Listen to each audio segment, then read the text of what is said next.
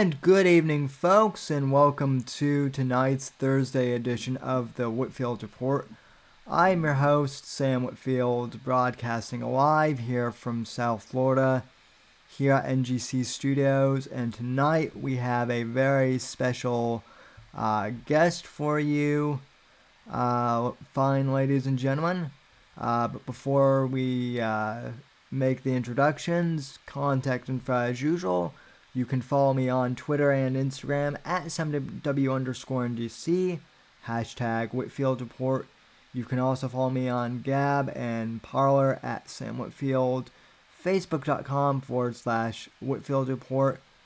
TheSamWhitfield.com is my website, and of course, subscribe to the podcast on Apple Podcasts or wherever else you get your podcasts.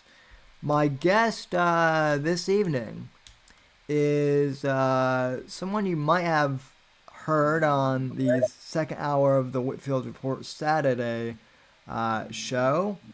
But I've wanted to talk to her one-on-one for a while because I think that she is a very talented individual and has a lot of promise in the, new conservative media movement. So, folks, welcome my guest, Doni the Don, or that's what she goes by on Twitter. So I'm sticking to it. How are you doing? How are you doing, Doni? I'm doing great. How are you doing today? I'm Is it doing. hot? I'm doing well. It is hot. It's 91, here in Florida, and well, I know that you're from a warm climate too, so I have no place to complain. But anyway, so we're not real formal around here, but I guess first off, just tell us a little bit about yourself. I am curious. Uh, did your parents come up with the name Donnie, or is that a nickname, or how did? It's my nickname. Oh, okay. So, so my name, my mom was actually in high school when she had me, and she was in a French class. And my name is Donier, and it's spelled D as in dog, Onyya, and there's an accent on the A. But people call me Donya when they see it, so we just go by Doni. It was so much easier. Oh, okay. Yeah, I can I can understand that. Well, that's it's a cool way you spell your name, and I really like it. So, like I said, we're not real formal around here, so let's just jump into it. Um, I guess you've been on Versa Media and the kind of multi-stream that we've done for the last few weeks, but surprisingly, you actually have a pretty big Twitter following for someone who is at least to me it appears relatively new to the political game. So how long have you been involved in politics or media or whatever you want to call this venture, and what inspired you to get started? Okay. So Twitter. I started Twitter back in December, December. And I came to Twitter because on my Facebook and IG, it was coworkers, family members on there, and they all had their opinions. And every time I said something, they would go berserk. And I was just like, I'm just going to go ahead and just quietly leave the Facebook. I'm still there, kind of. It's a long story, but I kind of like just don't post on them anymore, and I'm always on Twitter. So basically, when I got on Twitter, I was just there to meet like-minded people on there, and then not have to say anything with a filter about what I really want to say. And so from there, it just blew up, and I had like no intentions of it going to this extent or this point. Um, but it's really cool, and I'm happy to have my voice out there and people can hear it. And then there's people who actually were like Bernie Bros and Yang people who were following me, and they have seen some stuff. So I'm not for sure how all of them feel, but I feel like some of them are open minded. to what I have to say on my page. That's very interesting, Donnie. So I mean, I guess going back a little farther, how'd you how would you say you identify politically, and like how did you become politically aware? I guess let's So I've, go back there. okay, so I've never identified as being a liberal or Democrat. Everyone who I've ever looked up to had been conservative or they were libertarian. Um, and I felt before I was more libertarian, but definition wise, but when it comes to the people that I have met, and they some of them, I think some of them think this it's a liberal platform or party, and I feel better with the conservatives. Our values do line up. I do still believe in um, the less government, the better. I don't want to give my money to the government. I don't feel like they should be getting a free commission off my paychecks. And I think being since I started working since I was 16, that was a big issue for me because the first time I got a paper check, I look at it and I'm like, why are they taking so much of my money? I could have had all this money and the government took out this much out of it. So I think that's every time. I think the big thing was the money. I never wanted to ever like someone who wanted to make my taxes higher.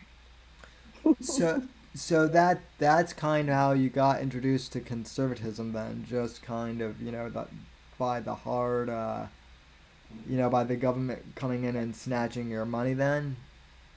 Yeah, back when I was 16, I wasn't even thinking, conservative or liberal or anything like that, obviously. Like I was 16, but like, so when I was in government class, we had a test.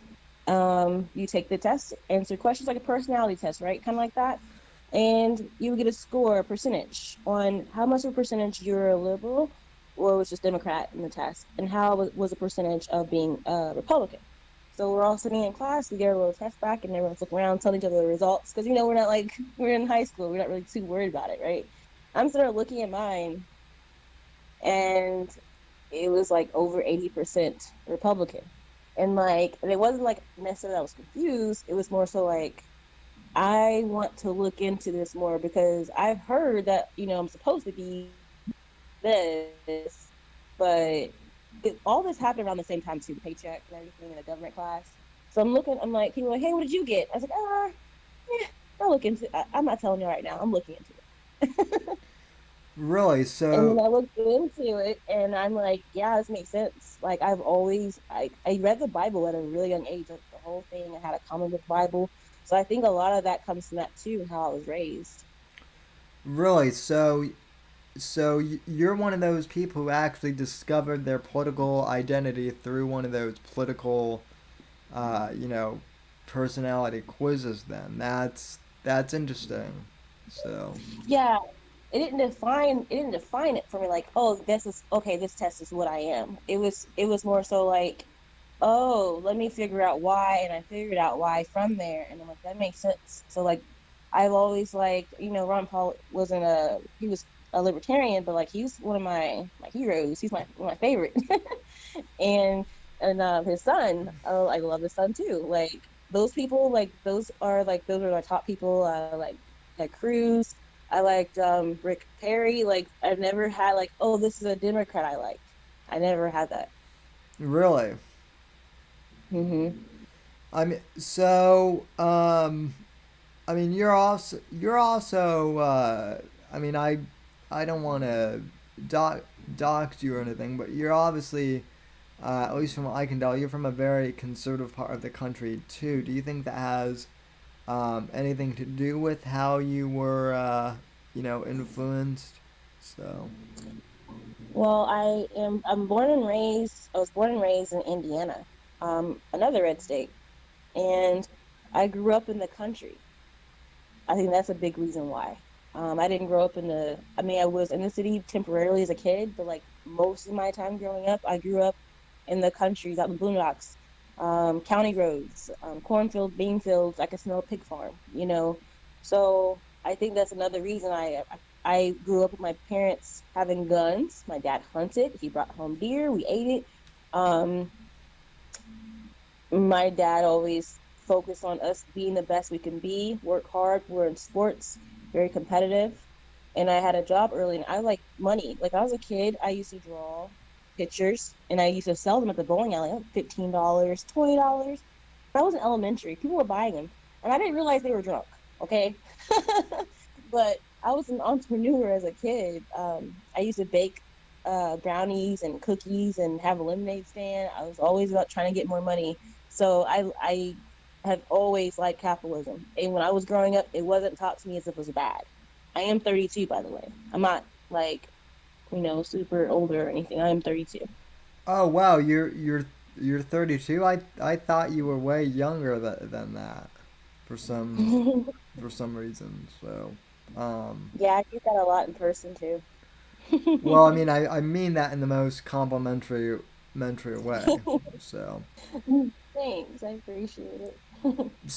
okay, so you get on Twitter and and then you you kind of just decide to try out as a goof more or less, right? And then it becomes a a thing for you. I guess is the best way of putting it. Correct? I just came on Twitter. I wanted to be able to link up with people like, you guys, other conservatives, other people who don't hate Trump. And I was so frustrated on Facebook. All I kept seeing in my timeline every day. I had people like every day who hated him and said crap about him every single day. And I wanted to be like, don't you have something else to worry about? Like, why are you like going against the president every single day? And then there are people saying they hate conservatives on there and they hate Republicans on there, but you don't even know which one of your friends are conservatives or Republicans. I was so tired of seeing it. So I went to Twitter and I didn't tell anybody I was going to Twitter. No friends, no family. At first, I didn't tell anyone I was on there. And I only recently told my dad, I think last month about it because it's growing so fast that I prefer my parents to hear it from me than, everywhere else. Right. Right. Yeah. That sounds good. Well, I mean, it's interesting that you go from Facebook to Twitter because I mean Facebook in Okay. terms of politics is a dumpster fire, but I mean I'm sure you've heard conservatives complain about Twitter as well, and just people in general Oh, most certainly. complain about Twitter. So you I know, have an explanation for you. yeah, I know people are curious about that because I certainly am. So So let's think. What was going on during December? The uh impeachment. oh yeah, the impeachment. I'm like, there's so much that has happened. So um, So I'm on Instagram and I'm seeing these different posts because I'm following all this stuff on Instagram, right? And I'm like, all these people are posting stuff from Twitter and it seems like real time. And then I'm like, and I see Trump stuff on there. I'm like, I want to go and see real time because then like I'm seeing people tweeting during the impeachment stuff. Like this is like early news, like right on the money, like all in one spot. All this news is lined up, and like I can scroll or click on what's trending that day, and yeah, click on it. So it's way different than Instagram and Facebook. Yes, I know. I've been, I'm quite sure I'm being censored on Twitter because there's no way in the world this month I've had over 4 million impressions and only have 17,000 followers. That doesn't make sense. yeah. That's that's interesting. And for me, it's like I have like 1,000 followers, and yet my tweets are only making like 500 impressions too. So um, yeah, I mean, I Oh, was. so I'm sorry, I didn't finish your question. Oh, yeah, So go the ahead. impeachment's going on, and I wanted to see it live, so I went there also for those reasons as well. That was a big push too. And then I also came to Twitter because of obviously Donald Trump.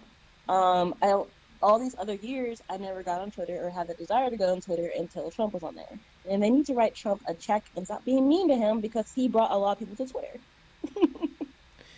yeah, I mean, that's the ironic thing, right? Is um, for all the hate that Trump gets on Twitter, like he's basically kind of in a way saved their platform. It seems like by making them relevant again. Yeah. Um, Hmm. now, what's what's interesting to me is that you have gone on Twitter at a time when many conservatives feel like they should leave Twitter because of the censorship. So, are you afraid of getting kicked off of getting kicked off the platform? And if so, do you have any ideas to like start a backup account, start like you know maybe maybe an account on like an alternative social media Yeah. website or what? Yeah. I have, what is it called? Parlor. I have one of those accounts. I'm not very active on it, but I Yeah, have one. same and But it's not same. really my backup. I think what I initially I was worried about that. Initially, I was worried that I would get kicked off Twitter and you know, I would have to start over, or go somewhere else, or both. And then I started thinking about this. I was just like, well, the reason why I am where I am at now, I think is because God is using me. And I think that if He wants me to stay there and that's what He wants me to do, then I'll be okay on Twitter, regardless if they think they're Twitter gods. Um, He'll figure it out Himself. Because I feel like um, they probably would have kicked me off a while ago. I mean, I've been on Twitter jail like a few times already. It's 4 times. Um and been on restrictions for 3 days since December. I've been on there 4 times. And I am just I'm not really too worried about it. And I also have screen recorded and screenshot a lot of stuff. Initially that's just what I did. It wasn't really an intent behind it. Now I'm looking at back now and I'm like, I'm so happy that I have screenshot and screen recorded all this stuff. So when I do take it down, if I need to take him to court or something, because this account has a lot of potential, then I could. I've screen recorded people who said they want to buy stuff from here, asked me to make merch. I've people who want me to do the YouTube channel. Um, I've screen recorded and screenshot anyone like big, who's following me or has retweeted or liked my stuff. So like that's like more evidence than built up. So and like I said, that was God right there. I didn't even think about, oh, let me go on Twitter because I didn't ever have that intention. But luckily I already have all that information saved. And luckily I have the Galaxy Note what is it, the 10 plus with all the space in it. I have so much information in my phone and there's so much space left. That's neat, and I'll forgive you for being for being an Android person. We're all in on Apple. Here at the Whitfield Report, even though I'm sure a portion of my audience thinks Apple sucks too. But hey, we use what we use, right? Um, Yeah. Are you younger than me? Because I feel like a lot of younger people are really, I feel like a lot of younger people are really into Apple. Well, yeah. Well, yes. I mean, I'm 25, but my mom has. Well, both my parents actually have been in the computer industry like all of their lives basically. So I've used both Macs and PCs for years, and for more of like the creative media type stuff that I want to do, I find that Macs work better, and but I'm not really into the whole big Mac versus PC pissing match that people got into 15 years ago. I'm kind of like whatever works for you works for you. So, but Yeah, you know what too? Like there are people my age too. There's a lot my age with apples. But like I think too like a lot of older people have Apples because I guess it's easy to use. I heard. Yeah, I started using it and I don't think it's easy. I guess because I'm just used to Android. yeah. I mean, I suppose it's a factor of once you get used to something. And kind of speaking of that, it's interesting that you're not really on Facebook anymore either because Facebook. I swear to God, not only do they get worse in terms of like service, but they also get the website or the app or whatever you want to call it gets clunkier with like every update too. So Yeah, that's true. It does. And I'm not gonna lie, I do have a Facebook, I just don't use as much. I started a new one because people right. on my page, yeah, it's very tiny and I'm not very active on it. Um, I'm not that active on there. I'm trying to get more active on my Instagram. Um, my personal Instagram page. I was going to delete it. Hold on. No, sir. Come here. Sorry about that. She's a dog mom, folks. So that's what that is.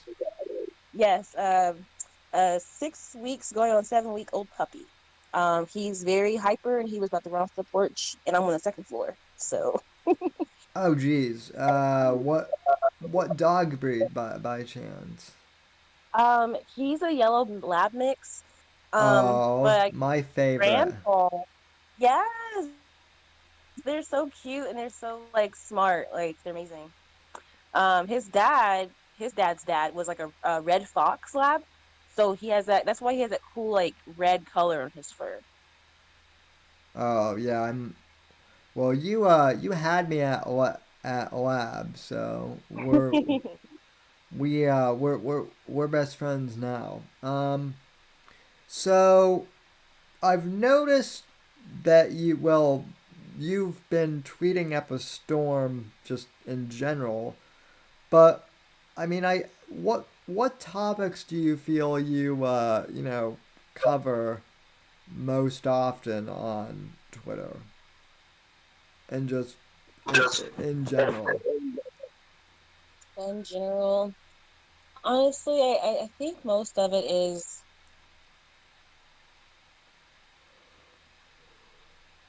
I have an issue with the Black community, not with them. I have an issue with how the information is given to them and how long our community has been lied to and brainwashed, and what they've been doing with our entertainment industry. Um, and then the celebrities talking to politicians and teaming up um, to give some kind of validity to what they're saying because these people already like these people who are celebrities. They look up to them as idols sometimes or role models or whatever they want. And when they go with a politician and the politician says, when the celebrity says, hey, I'm with LeBron James, let's do this together, vote for us. And without really, answering the real issues in the community, like Black people want school choice. Um, we don't. I'm quite sure Black people don't want to pay more in taxes. There's a lot of things in our community that people are voting for that that's not what they really believe. That's not really their values. So it's big for me. And that's a big thing for me about people deceiving other people and people not getting it. So that's a big thing on my platform. Defending Trump, vote red. That's my platform. And I have thought about too, like if when Trump's not president anymore, what what are other people going to do? And then we think, what am I going to do? What's next? What am I going to talk about then? Still can talk about all the things I'm talking about. It's just not going to have like Trump on there as much. Probably comparing about how good a president he was, bragging about his accomplishments, but that I really like that. I like to also add a little bit of me to my Twitter too. I think sometimes we need to see a puppy running around in the grass in our feed after everything else we see through our feed throughout the day. Yeah, yeah, definitely. But and with Twitter, there's more I want to do. Like I want to. I'm a, I just told you earlier, I'm an entrepreneur. I really do set a lot of goals. I look at numbers, I look at analytics. Like, I want to be the best I can possibly do to help our country get back as close as it possibly can to the Constitution again. And I think I'm gonna really have to start making a big focus on Texas because there's a big, huge movement to turn us blue. And Beto O'Rourke almost beat Ted Cruz. It was very, very scary to me. That he almost won. And what he was campaigning to Texans is opposite and different than what he was campaigning to. Yeah, well, I mean that almost happened, here in Florida too. And it's interesting just because, just to give you a little bit of my background, I grew up in Colorado, and when I was, when I was growing up in Colorado, I witnessed Colorado go from like a solid, red state, from when I was like in elementary school to, in middle school, it kind of became like purplish. And then when I was in high school and right around the time I started this show was when it started to, go from purple to blue. And now Denver is, you know, Denver and therefore Colorado, the metropolitan area, is pretty much um, solid blue now. So it's interesting to say the least how that works.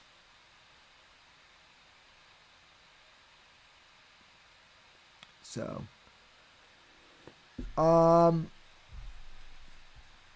hold on a sec. You still there, Donnie?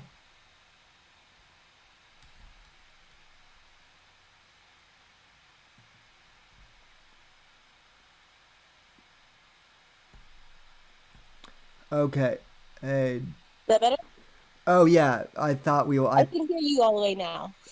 okay. I thought we lost you there for a sec. So sorry about that. Oh, you're good. We did lose me, but I'm back. Okay. Did you hear what I just said, or do I need to repeat myself? I heard you talk about Colorado, but I didn't hear everything. Okay. So what I was saying is, like similar to your background, I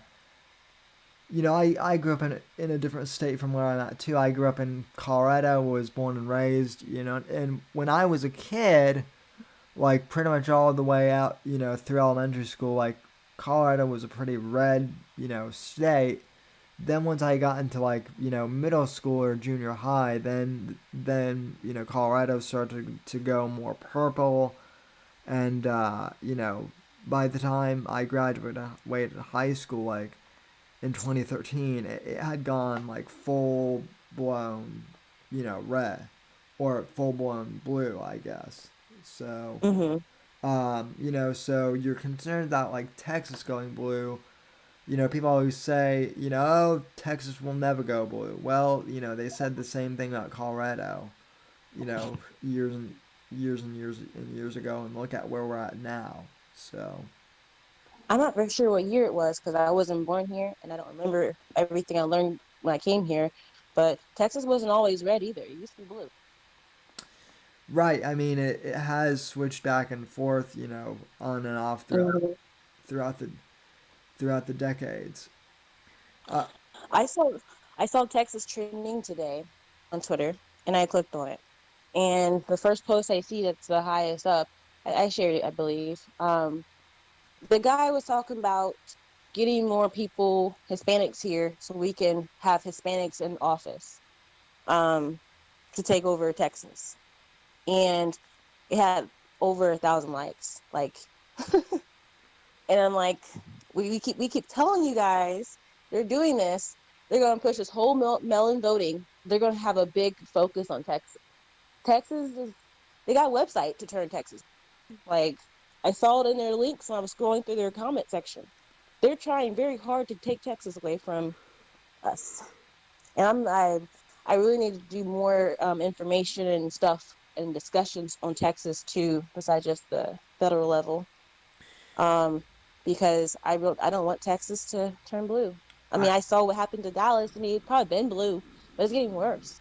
Like, homelessness, they're not even. I'm not even downtown, and there's needles, like drug needles. I've never seen one in real life before until I almost stepped on one in a parking lot. oh They're wow. walking up to our cars. We're the red lights by the highway, like the access road. They're coming up to your cars asking you for your money, and if you say no or you roll your window up, they start screaming and cussing you out. And it's just like, why? Austin. I used to want to live in Austin like about 10 years ago, maybe. And I went to Austin recently. It looks nothing like Austin I've seen before. It has a lot of homeless people. Like you can't walk past a street block where the lights are. There's always someone laying there. Um, they have porta potties. People are They're like random porta potties throughout the city for people who are homeless to go use the restroom. People are living in them. Um, it's crazy. I don't, and there's street lights, there's signs. People can just walk in front of your car. Like I know that can be an issue like anywhere, but like this is like there's no stop signs or anything. Like this is like weird how the streets are set up. People in Austin have to complain about it. So, Right. and it's the capital of Well, Texas.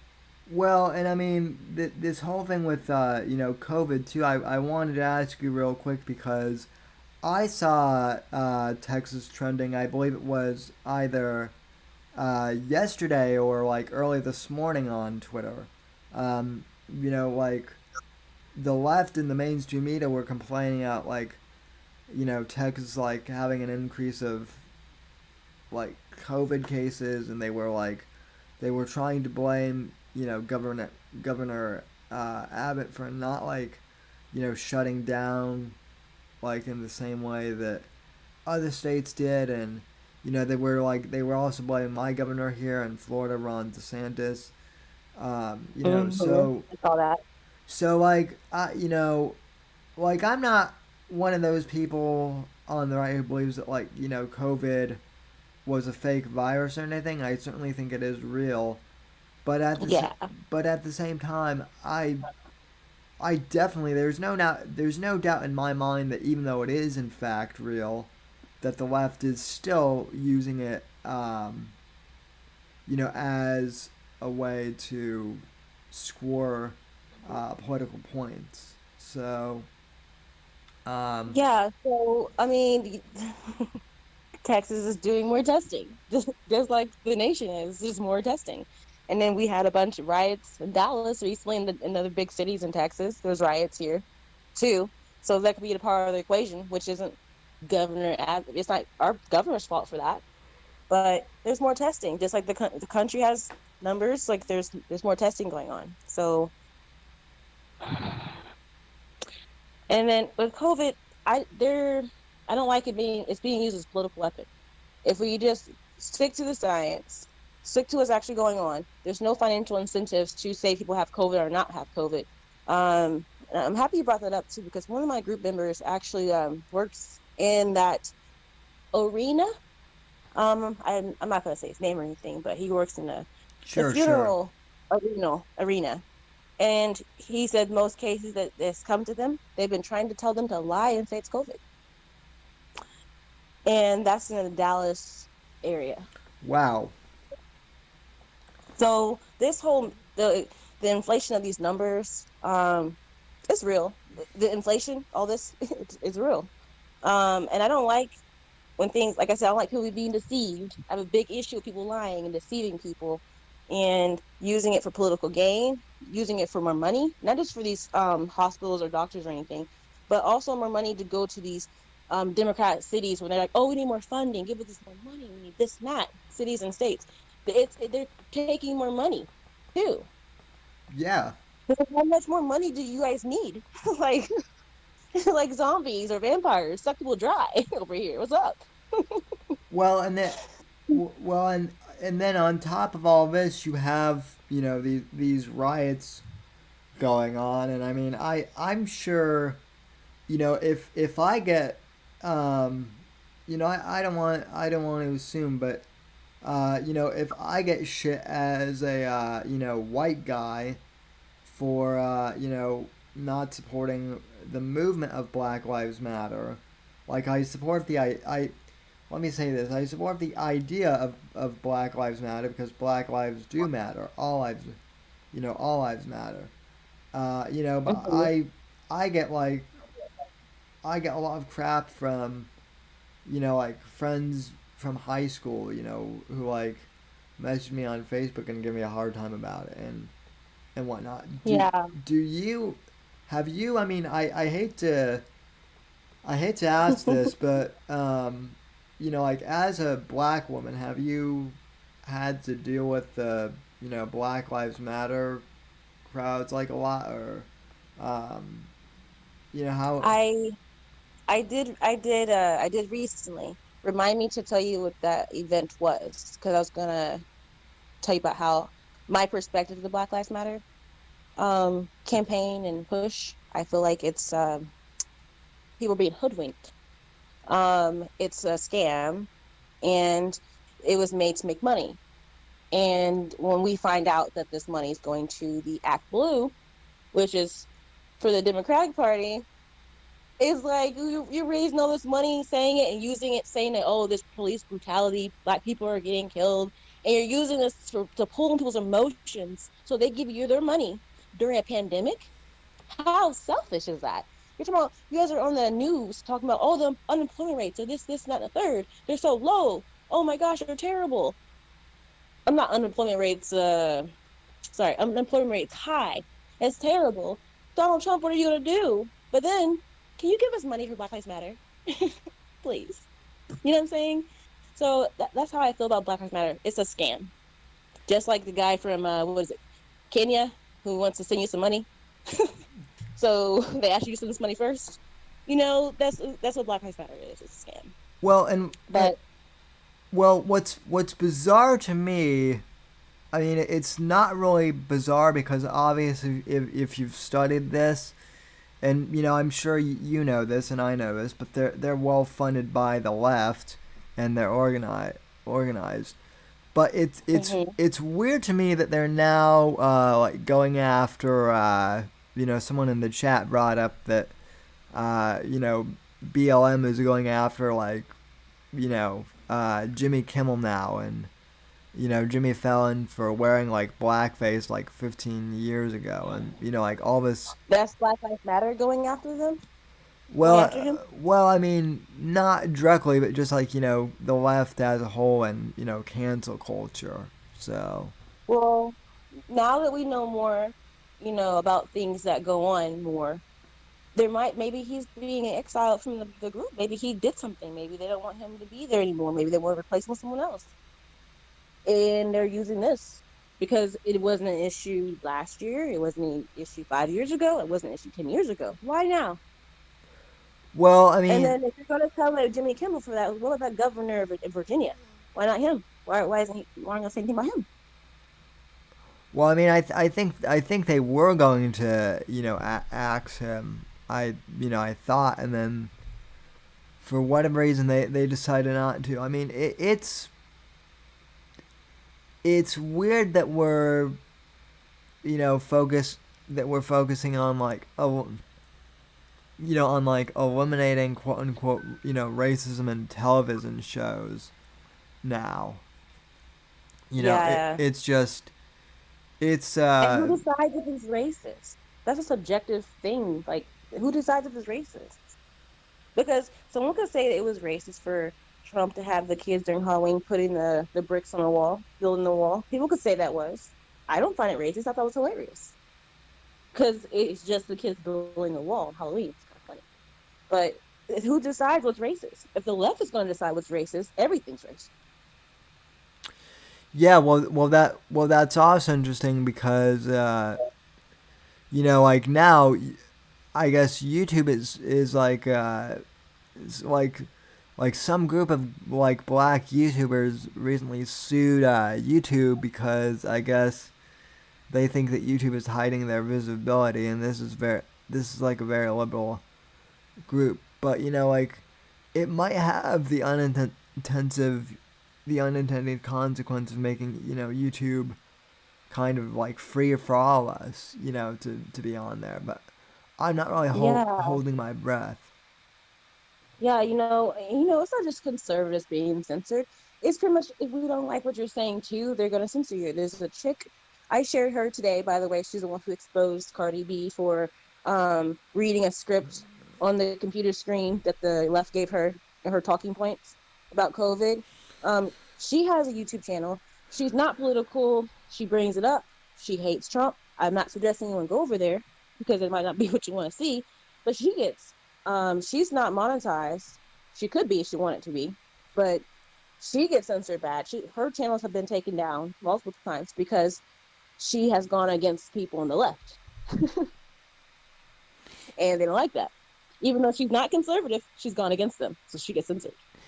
Yeah, well, I mean, that's like the thing now too is like now you don't even have to be like that conservative to get censored. Now, all you really have to do is say, like I was saying, like I actually had this argument with like a white liberal, with like a white liberal friend. I said to this person, I'm like, look, I agree with the premise of Black Lives Matter. Like I agree with the idea that yes, there is, racism in the police department. So, like let's address the elements of, like racism within the police department. Let's work to improve the, But the crooked elements in the department. But I disagree that, cops are racist as a whole, and, I don't think that we need to get rid of the police. And for this person oh that yeah, that definitely not. and for this person that wasn't good enough. Like the fact that I wanted to, like the fact that I suggested that we actually focus on, like fixing local, police precinct and whatnot. Like no, that was out of the question. So Well, here's the thing though: when it comes to the police, they're law enforcement. They're enforcing the laws that people we voted for put in place. So when they were coming really hard at Bloomberg, the stop and frisk thing, like he put those policies into place, and the police officers enforced them. So yes, we need to fix that. The police departments, but it's who are the problem. They're the ones making these rules. They're the ones telling people to what is the word? I'm brain farting. What is the word when someone when you're trying to like someone in a car, oh, that person's white, blue hat. What is it called again? racial profiling. Yes. So that that's been whose departments are those happening in? I think that we should be more so focused on is every police department that's doing that? No.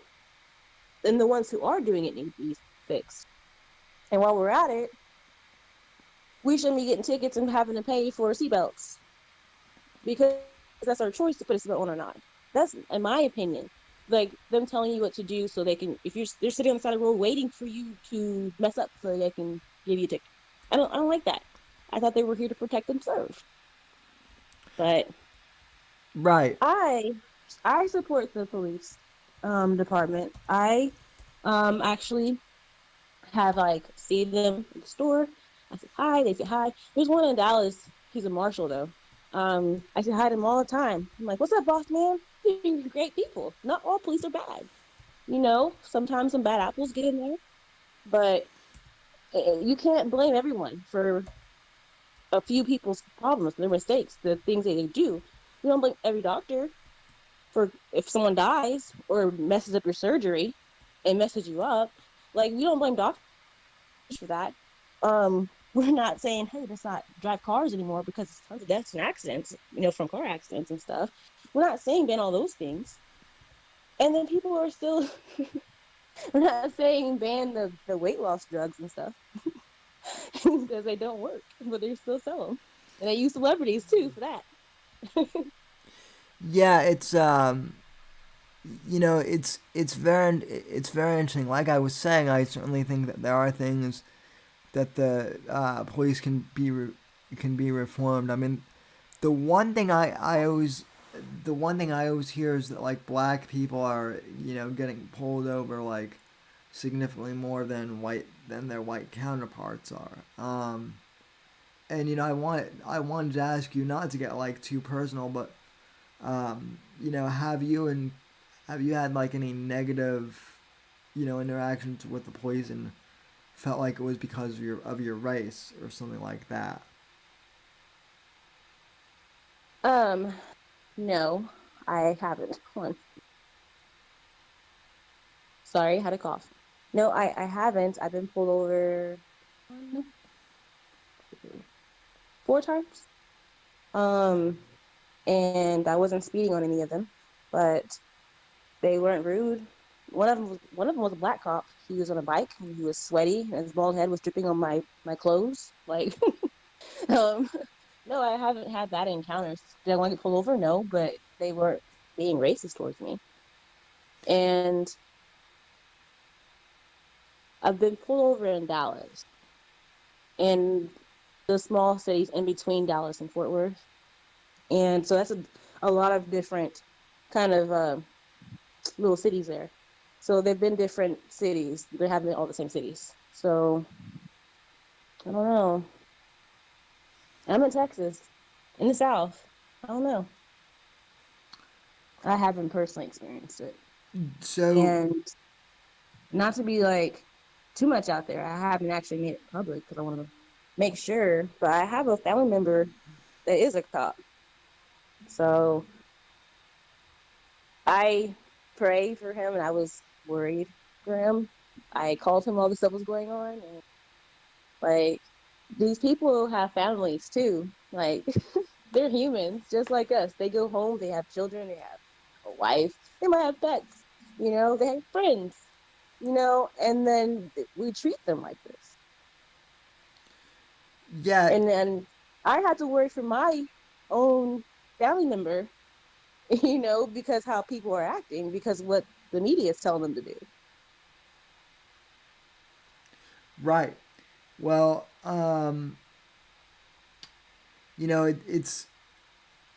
it's interesting because you kind of have like the double whammy of the left wants you to be on their side and hate cops because you're African American, and yet they must do like a double take when they realize that you are related to a cop.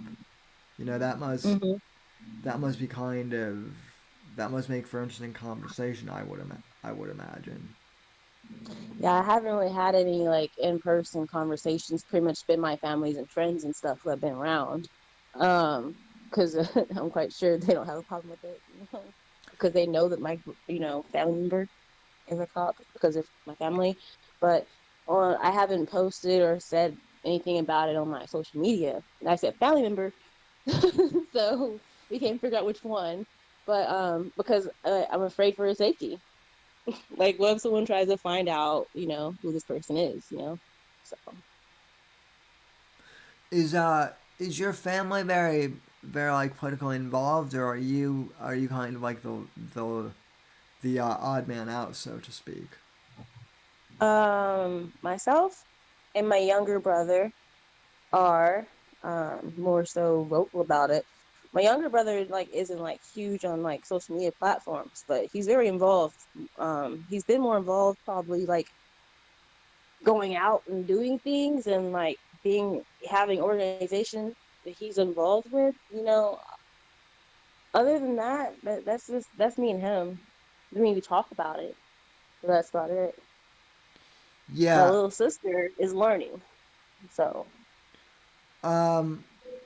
So I mean, do you feel like the black community, so to speak, is waking up to any of this stuff, or do you still feel like the left has a stronghold on them, and is it possible, I guess, to bring them to the conservative front at this point? I think that more are waking up than we can maybe even imagine right now. Um, wasn't it back last year? Didn't Trump have like a? Did he have a 34% approval rating of Black people or something like that? Well, yeah, Okay, that's good for a Republican, right? That's very good, right?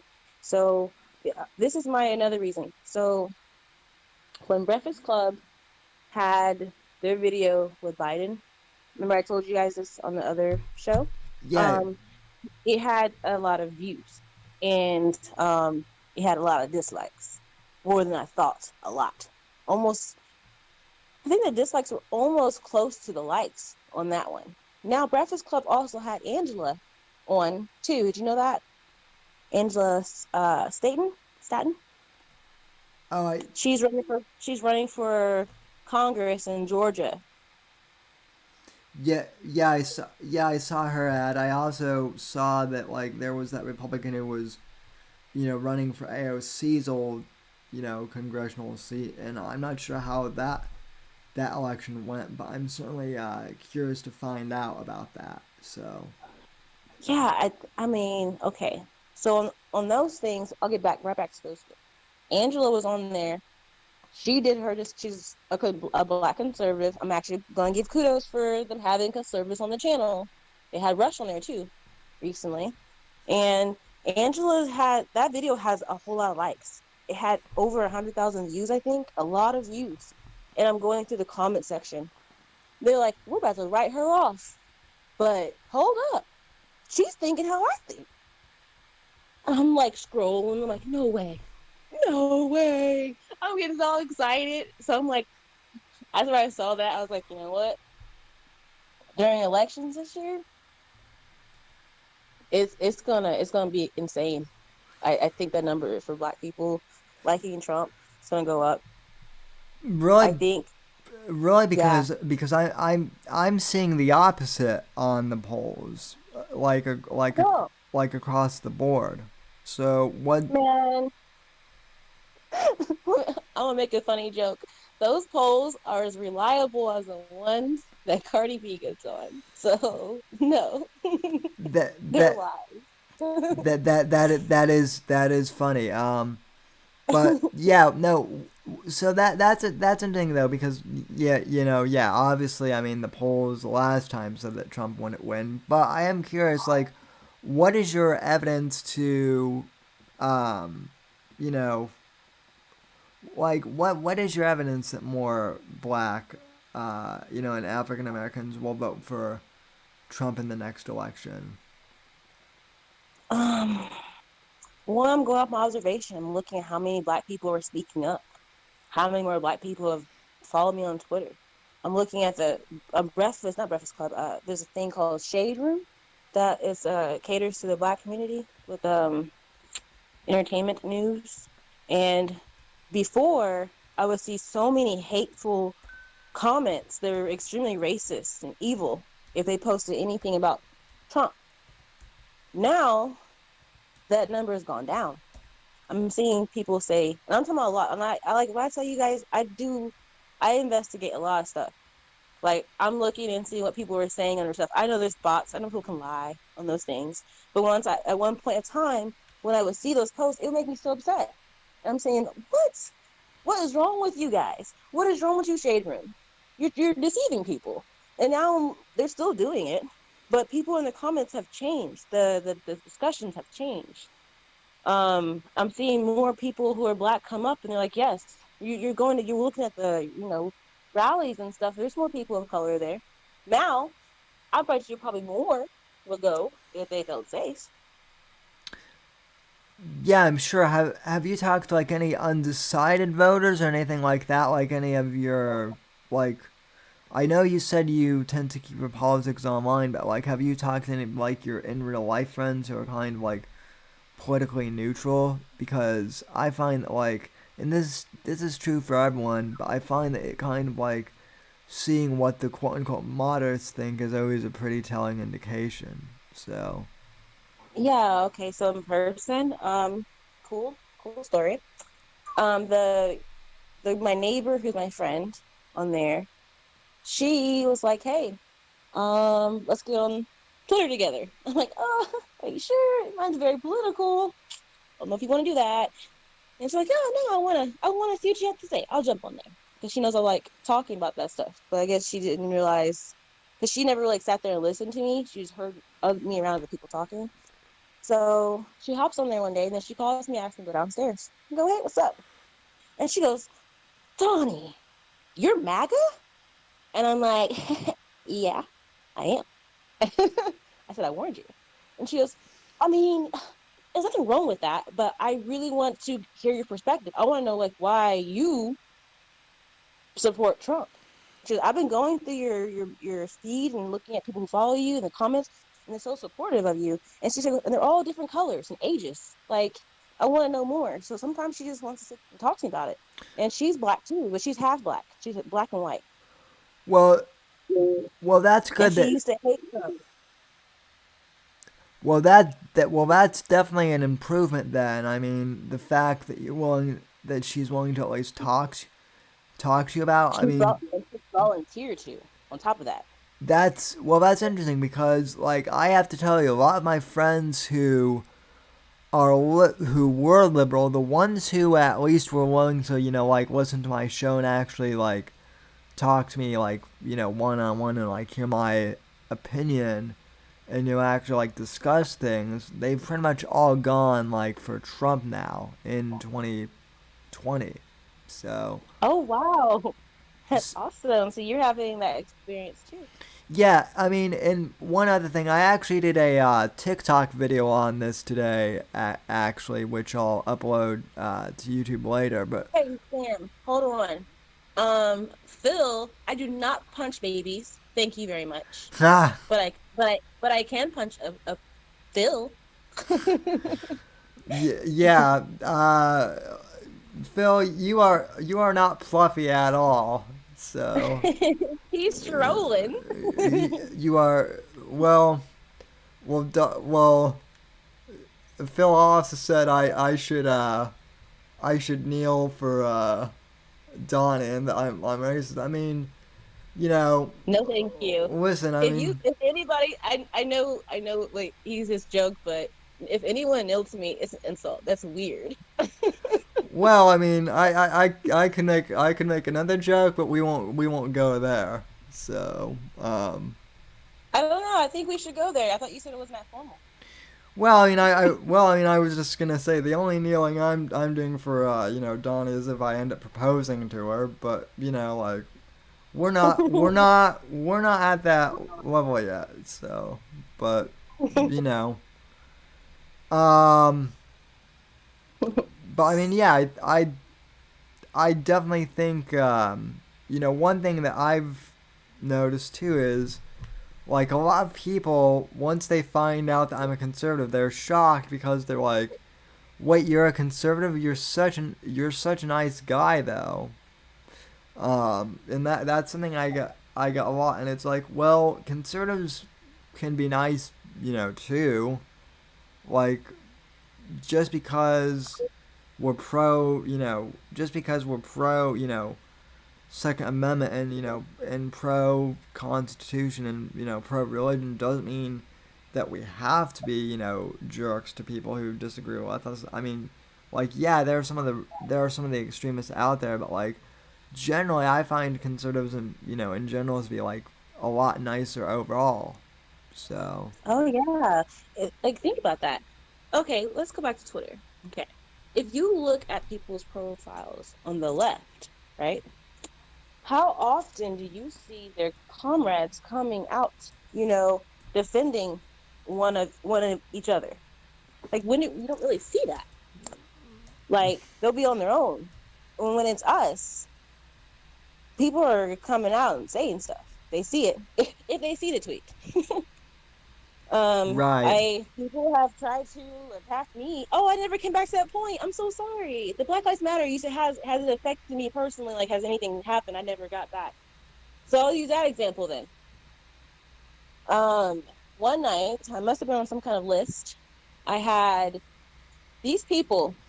They made a bunch of tweets with these weird disfigured people, look like demons or something, and then they had it written in Polish on the tweet. But when you translate it, it was talking about torturing me to death and being the slave I want to be and me dying. Like, and they came in droids, like hundreds of them.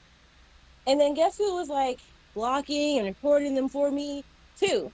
And guess who also was telling them off? Conservatives. They're Wow. like, we don't even know each other. I mean, imagine how long it would have took me to like get all those accounts. I'm like went back through the thing recently because someone like liked something.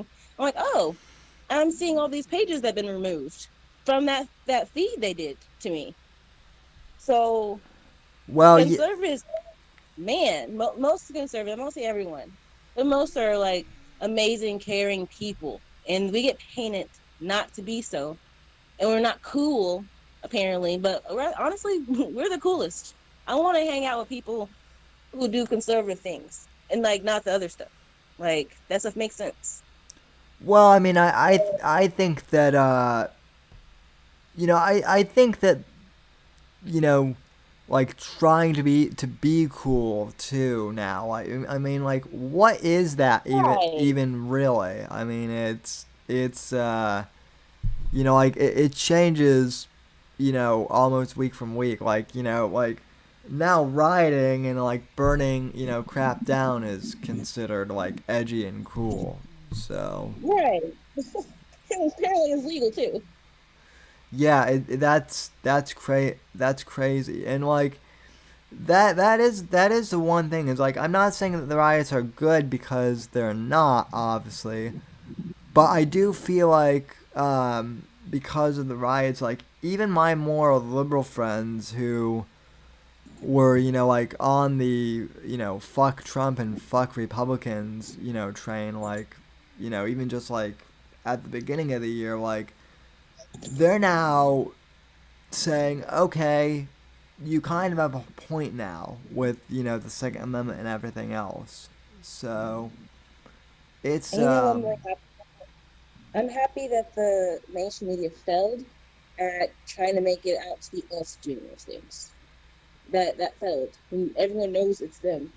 Because at first they're trying to make it sound like it was Trump supporters doing these things. Now they're taking full responsibility, like for it. I'm happy about that. yeah, so am I. Um, yeah, so aside from politics, what else are you in? What else are you involved in? For my career, I'm in the software sales industry, and well, I sell it. I'm in the software industry, and I'm the salesperson. Um, that's what I do for a living, and I've been doing sales for a while.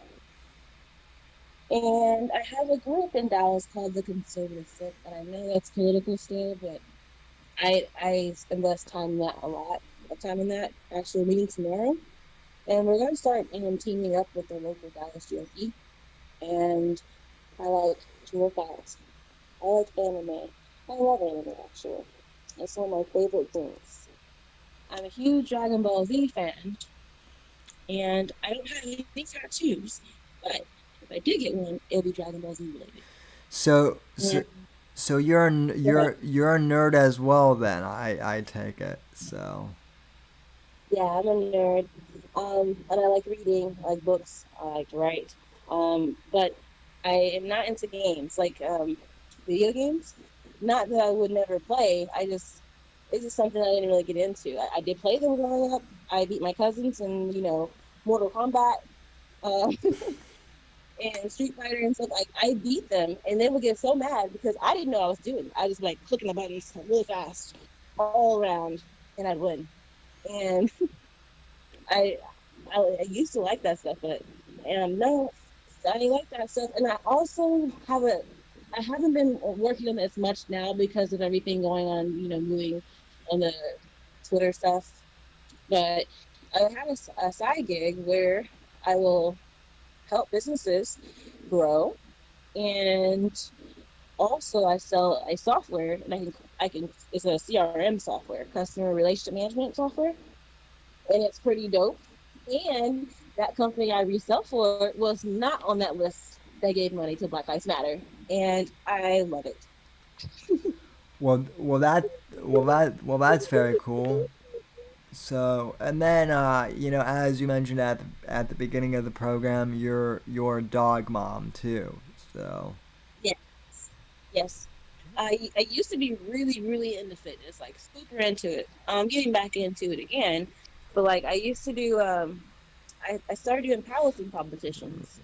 Um, and until I got in a car accident, it's kind of messed up a little bit my my groove on that. But yeah, I was powerlifting. Like I was pretty good, and it wasn't too many people. There weren't too many girls in my weight class, and there weren't too many girls powerlifting, so it was kind of nice. You could win just for being there. But mm-hmm. but yeah, that's me outside of politics. But I feel like politics have, on that pie graph has taken up a lot of that space because I'm doing a lot more, way more research and reading more because you never know what the future will hold. And what do I want to get out of this and what I want to do with it. I'm still working on this. But the great thing is, a lot of you guys have pushed me to take action. Um, I thank you guys for having me on the shows and stuff, and talking to me and getting to know you guys and your stories. We're all in different spots of the country. I Yeah, mean, I never really imagined this happening, and I think it's so awesome. Like, yeah. and honestly, too, I want to thank God first, and then I'm gonna thank Trump. Like, we probably never have met or spoke before if it wasn't for Trump. That's very true. I mean, listen, I've been in the political game for a while, so I remember like 10 years ago the big Tea Party wave, and that was like a big momentous event, and then it kind of lost steam. But Trump, like, say what you will, he's not 100% perfect all the time, and I think is possible to like him and criticize him because no one is perfect, but by and large, I think he's organized the conservative movement, in a way that like no other president has, probably since Reagan. He's easily the best president of my lifetime, and granted Same. I'm only 25, but still I would think at this point I'm old enough that that would count for something at least. So, Oh, definitely. Like, okay, so I'm gonna tell y'all this about the whole since I'm 32. 25. Your life is gonna speed up, by the way. After 25, yeah, um, that's what yes, happened to me. yeah. So I keep telling, so I keep hearing. But like, there's a life experience there. Like, okay, your life experience is different from someone who's 10, from someone who's 18, who's 21. It's a whole different life experience. And we don't want to just measure it in years. It's like, okay, what did you experience in your life? Have you had any conflicts or anything in your life where you had to overcome? And who are you as a person at this point in your life? So Right. so like it doesn't matter. You're 25. You've been how many presidents was that? I think like basic. 4. Yeah, four. I think at this point. So. So yeah, man, you've lived through a lot. Like honestly, as a kid, I remember Bill Clinton on the news. Like I said back then, kid wasn't political. I saw him raising the roof with Will Smith. I thought he was cool.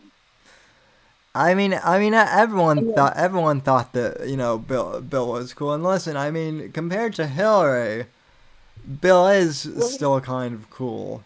So I mean, he's he's she's deep there. he's the more he's the more I guess he's the less evil Clinton. So um, Gotcha. So I thought Bill was cool. So when I got, a little older, I'm like, okay, I'm watching I didn't like the Republican candidate at the time. Was it McCain, the first guy? I didn't like him. I was really mad he was picked in the first place. Was it McCain correct the first time? Right. Mitt was the last one. Yeah. Okay. And I was like, I was watching, I watched both sides. I gotta hear what both people say, right? This so to have information. And I saw Hillary and Obama. I'm like, she's attacking him and not the issues. I'm like, what is she doing? Bill married her. Yeah, well, I mean, This is Bill. before I knew his dirt. That's before I knew of his dirt. I just like, oh, do I really like him? Oh, by the way, too, during that time frame, my dad worked for GM, and I believe it was around the time Bush became president that GM was gone, and like so financially, our family was different, during this presidency. So also back then, looking back at it, you know, I'm like, was it Bush's fault? When I was younger, 'cause I was trying to figure out whose fault was it? Like, what happened to all these jobs in Indiana with GM? But then I was also like not fully, like I said, I don't think I was in, I went to high school. Wait, I was in middle school while when George was president, and I, I never disliked him, but I was thinking the money was different at home when he was president. Right. So, what's funny though? Trump did say that in an interview once that uh, Democrats the economy seemed to do better when Democrats were in office than Republicans. He goes, I don't really see how that works, but you know, he said something about that once, and I'm kind of like, hmm, I wonder about that. But honestly, I that's just when I was younger. But I'm rambling now. I forgot where I was going with that. Yeah, yeah, no. I know you have to head out here, shortly, so I don't want to keep you for too much longer. But one final question I do have for you is, I was saying, Gordon went to sleep. oh, My, okay. my dog. So that's why maybe we still keep talking to you. Oh, okay. Well, that's all right then. So, I mean, I guess the big question I have is, like, I have a pretty good feeling that Trump is going to win. I'm fairly optimistic. I think that all this, crap that's going on with the left rioting and, like, the government shutting down and the deep state and, like, and the impeachment, I think all that stuff is, like, the left's, like, like they're in their death struggle right now, and they're like You trying to can hold, tell it's asking for air. and they're trying to hold on to their last onto their last grasp of power. So I think that's that what that's all about. But I if have a oh Go ahead, sorry. go ahead. No, I you can make that point. I was just going to ask, if for some reason Trump loses, do you think that you're gonna still remain active in politics? Because like I know that like a lot of people who like they get really enthusiastic when there's a Republican in office, but then like if like 2012 was like a perfect example. Like I saw a bunch of like younger people like you and I start podcasts when Mitt was running for president in 2012, and then when he lost, they just kind of dropped out completely, which was disappointing to say the least. If Trump loses, it'll be because someone cheated. And I don't want to sound like the left, but they're doing a lot of things in our faces that's showing that they're trying to cheat.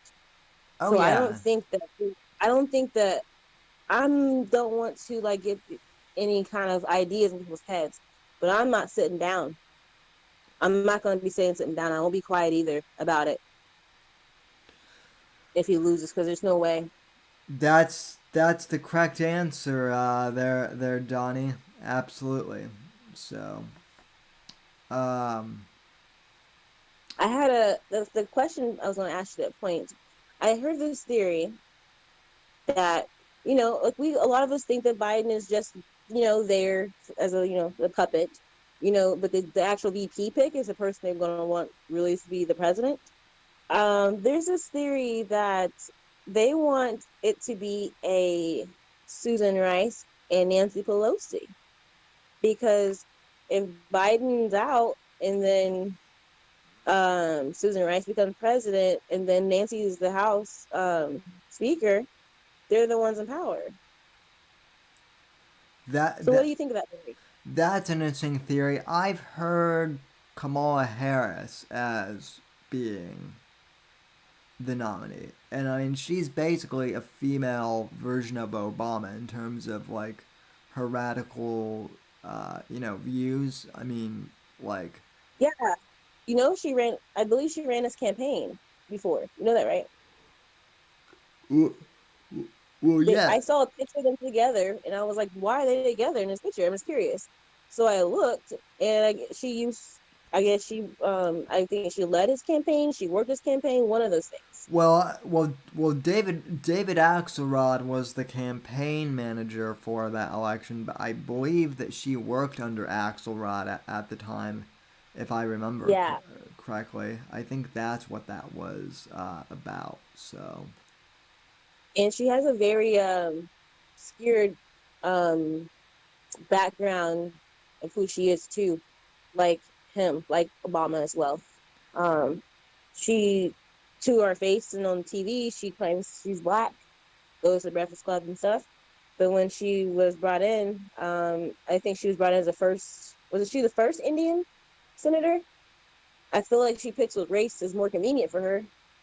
Um, and then I thought it's also strange too, like that I saw that neither one of her parents were born here, like Obama's as well, and they're on the same team. Wait, are you talking Elizabeth Warren here or Kamala? No, her her parents are not, what I saw, were not born here. I guess her dad is Jamaica. She's from Jamaica, and her mom is from India, but yet she was born here, kind In- of like Obama. Interesting. Um, well, I mean, I can tell you this much. Um, I can tell you this much, Donnie. I mean,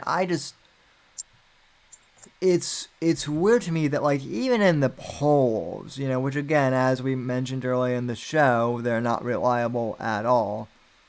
Um, No, but even in the reliable polls, it strikes me as odd that Biden is leading when the guy is literally sitting in his basement, not commenting on anything.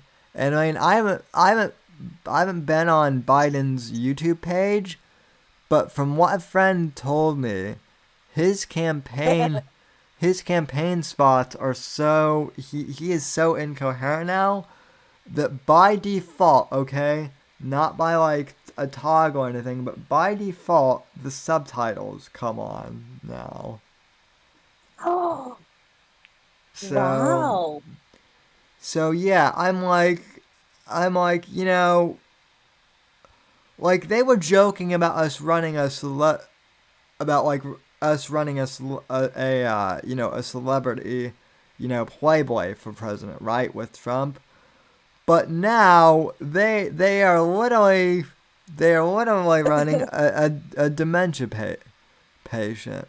And I mean, I'm not a fan of Biden, but part of me does feel bad for Biden too, just because like if it were anyone else like but Biden, like running someone with like that level of dementia is just that seems cruel almost. it should be illegal. Like that is illegal, right? Like if you have that, like I don't know if he's been diagnosed with it. He probably has, and they're hiding it. Um, but that should be illegal. You can't. I when I was an insurance agent, if someone showed any kind of signs of that, you did a deal with them without someone else there, a person of authority there, then you could go to jail. You can be fined. You'll lose your license. Yeah. Well, the theory is the theory that I've heard from reliable sources he's is that he's going to wait until the Democrat National until the DNC until the convention later this summer, and then it's going to be announced that like he has dementia or Alzheimer's or something, and then that's when the VP is going, and then he's going to step down, or the VP will take over as the nominee, presumably. Mm-hmm. That's what I've heard. I don't know if that's actually like if they can actually do that, but that's what I've heard. So They sure seem to be making a lot of new rules. Um, and oh, I want to point this out too. Bernie Sanders, I don't even on the conservative side. We don't like socialism. We don't want socialism. But him as a person, I don't feel like Bernie Sanders gets a lot of hate from the each side, and I feel like Bernie Sanders is very malicious. I feel like he's not being noticed. Now, everything. This is my opinion. I feel like Tara Reid was sent by Bernie um, to mess up with Biden's campaign, so that he would have another chance. And you can still vote for him, can't you? Right? He still gets money on his campaign, right? um I mean I think so. I think he suspended his campaign, but I don't know if he ever like dropped out officially, or if that's the same thing. So Because I saw his name and Elizabeth Warren's name. I think Kamala Harris's name listed on that website with Biden's for Black Lives Matter when he went over to Act Blue, and then people were showing where the money was going. And his name is all these people's names are still on there though. So I'm like confused of why. yeah, it's that's very weird indeed that that's the case. And the other weird thing too is they're all white, people too, pretty much. I mean, with the exception of Yeah. Kamala Harris, like they're all old white people. So So I think the people whose name was on that list might be his VP option because even like why are they so listed on there? So it was Bernie's name was on there, but we don't think it's him that's gonna be the nominee. It's not a woman. And then Kamala Harris and Elizabeth Warren are still on there. that's a good point. I mean, the fact that that they're scheming this far out, to try and like beat Trump in the election, like that's bad. So and I mean It's not the first time. you already know that they're going to try and rig the thing in his favor, and I guess from what I'm hearing too, I haven't looked into this fully yet, so I don't know what the story is here, so I could be wrong. But from what I understand, Michael Flynn has been exonerated too. Trump's like national security advisor, who initially got in trouble with the Russiagate stuff, and I guess there's some documentation out there now that like proves that both Obama and Biden knew about the wiretaps at Trump Tower, and Wow. perhaps even ordered them. So, um, I haven't looked Yeah, in. I'm in the same place you are. I know about that's what I've heard too. but I haven't dug into it yet. Yeah, that would certainly be something to look into, perhaps, for Saturday's show. So, um, Yeah, after yeah, after after this show, then Saturday we have the show. that's correct. Um, so someone in the chat asked a very good question, which is, are you going to start a show? And I mean, are you on YouTube or anything? Well, I mean, I know for one, she can be found on Versa Media's channel, but you know, any announcements at this time, or are you just waiting and seeing on get? So I'm still working on some stuff to get it all going the way I want it to, because I'm a perfectionist, but not at the same time. But it's going to be more so mid July, early August when I will do the show. I want to build the audience as well, and then you know what, an actual live show, that's when it'll happen. But I will have other videos on there before then, but it won't be like a live show like this. But so people can gain interest and want to come and listen to me live, and see what my show's about, because they may subscribe and like, this is not the Donnie that I really cared for. I'm out. So I'm trying to make sure I do it right. And then I have a lot to learn still. Like, I'm learning from you guys. I never heard Discord, so I had to figure all that stuff out. So it's coming. I'm just working on it. I'll pick an official date, probably July 1st, too soon, in like a week. So yeah, All right, are you well, gonna tune in?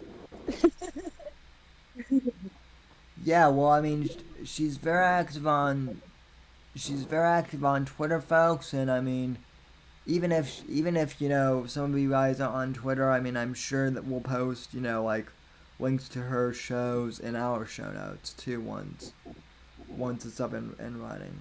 So, um, well, I mean, so I've asked you a bunch of questions. Do you have any questions for me or any other topics you would like to bring up?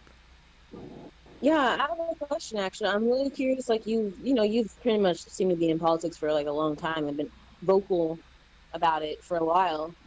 Um, like, what made you even want to even care about it in the first place? Like, what sparked your interest? Like, you're 25 years old. You like already been doing this. What made you want to do it? So okay, so this is so I'm glad you asked this because this is actually kind of interesting. So um, you know, so I don't know if you actually know this, but I'm in a wheelchair and like Mm-hmm.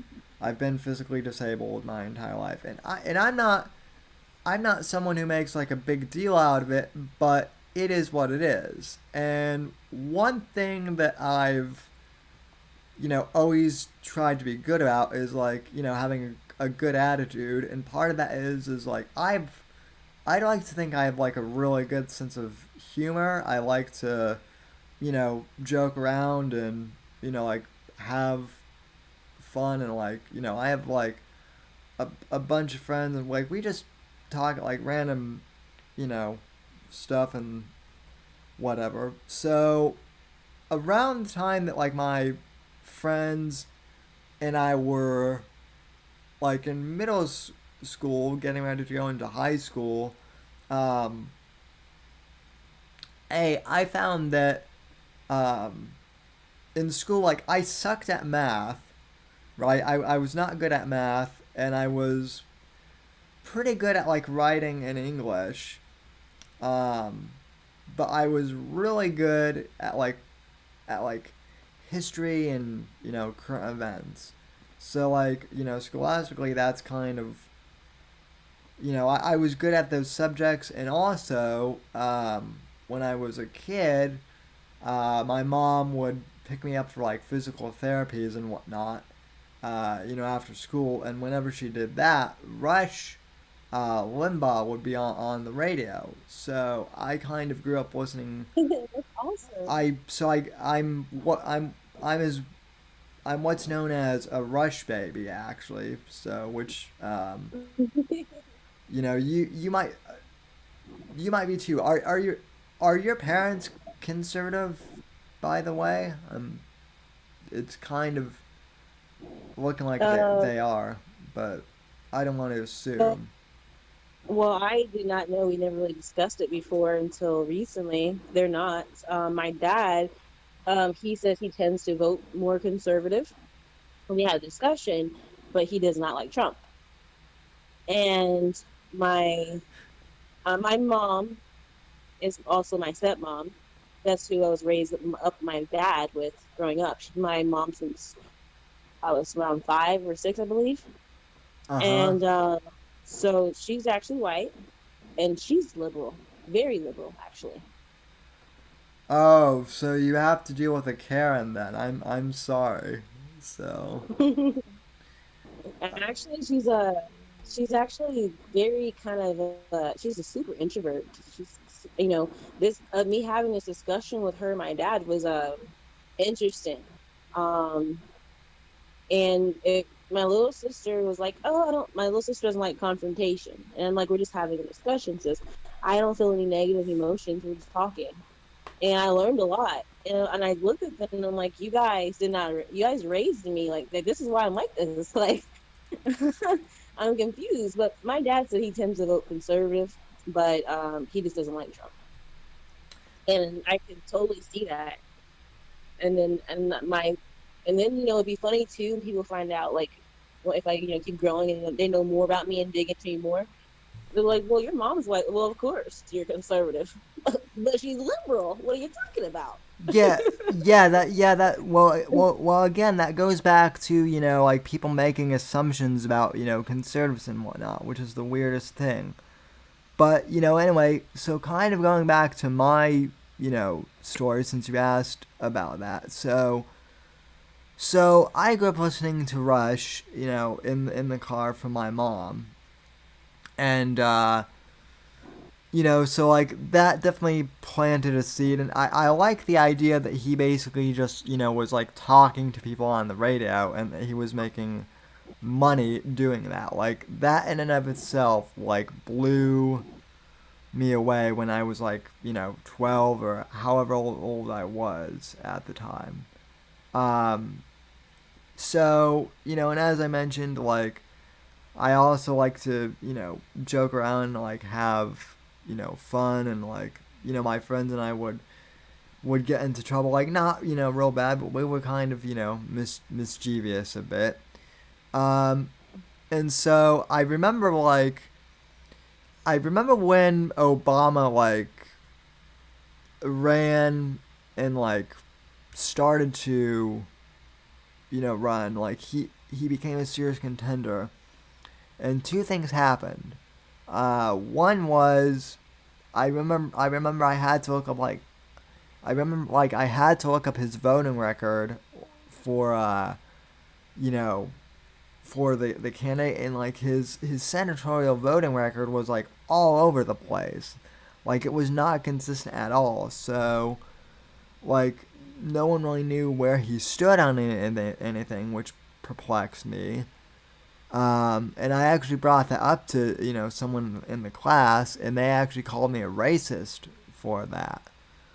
And I was like, and I'm like, I didn't say anything about, him being, black. I just said that, his voting record was inconsistent. Like, how does that make me racist?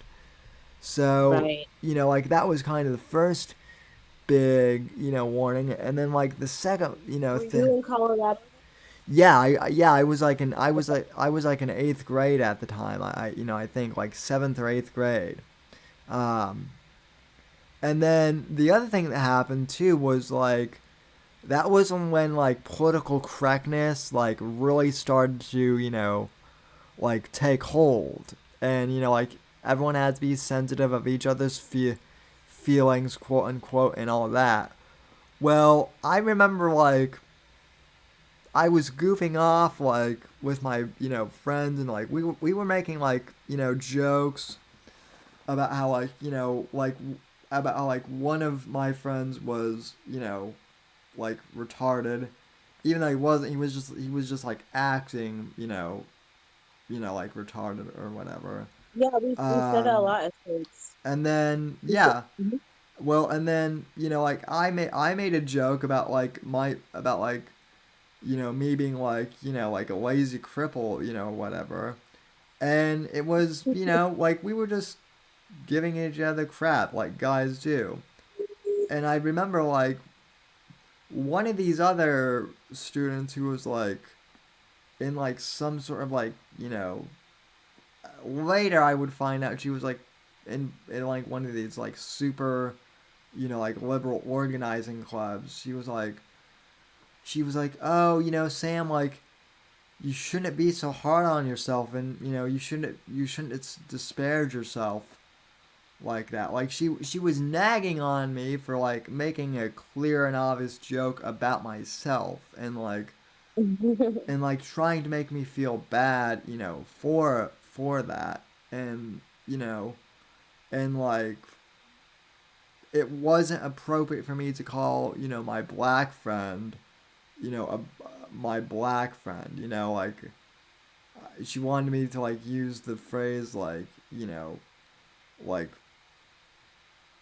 like not even I think even like African American was like too, racially charged. I can't even remember what she wanted, but basically like, like even in middle school it was the thought and language policing that began from the left, and I was just like, man, I can't be the one you know, who is upset by this. So I started a podcast, kind of just like dicking around on my computer one night, and I sent the file to my mom, and she was like, "This is actually pretty good." So then I sent the file out to like a few friends, in like middle school, and they were kind of like, you might have something here." So like I kind of like you know started like I kind of started a show just for like fun, hmm and then like and then once the Tea Party movement like took off, in 2011, like hell, I was like, okay, I'm gonna start a podcast, and it took me like about like 2 or 3 years to like get the show going. But I mean, once I did, it was great. Like in 2012, I actually interviewed Ben Shapiro before anyone really knew who Ben Shapiro was. So, and then I think that's how like I kind of I kind of got discovered, and um, I've kind of been in this game ever since, and I've it's interesting because I've had opportunities to like go speak at CPAC and whatnot for like lots of money, but I've never taken it. A, because they kind of seem like fishy deals, but B, like yeah, I'd love to make money at doing the show, but at the same time, I don't really feel like the politics is the I don't really feel like the money is the reason why I got into politics in the first place. You know what I mean? Yeah, So, yeah. so I totally get that. But if you can get paid doing what you love, yeah. I'm just saying. Yeah, well, and I mean that's the other nice thing about like podcasting now is like if you're successful enough, you can get like advertisers, and and like people can actually now donate to like YouTube streams too, so hmm which is nice too. And shut the fuck up, Phil. I am not going to do a makeup channel. Maybe you will, Mr. Fluffy Phil. Fluffy my ass. So um And I think you might have answered my second question. I would be curious to know who you would like to meet, which public figure you would like to meet outside of Trump. Um, Do they have to be alive or dead? Alive.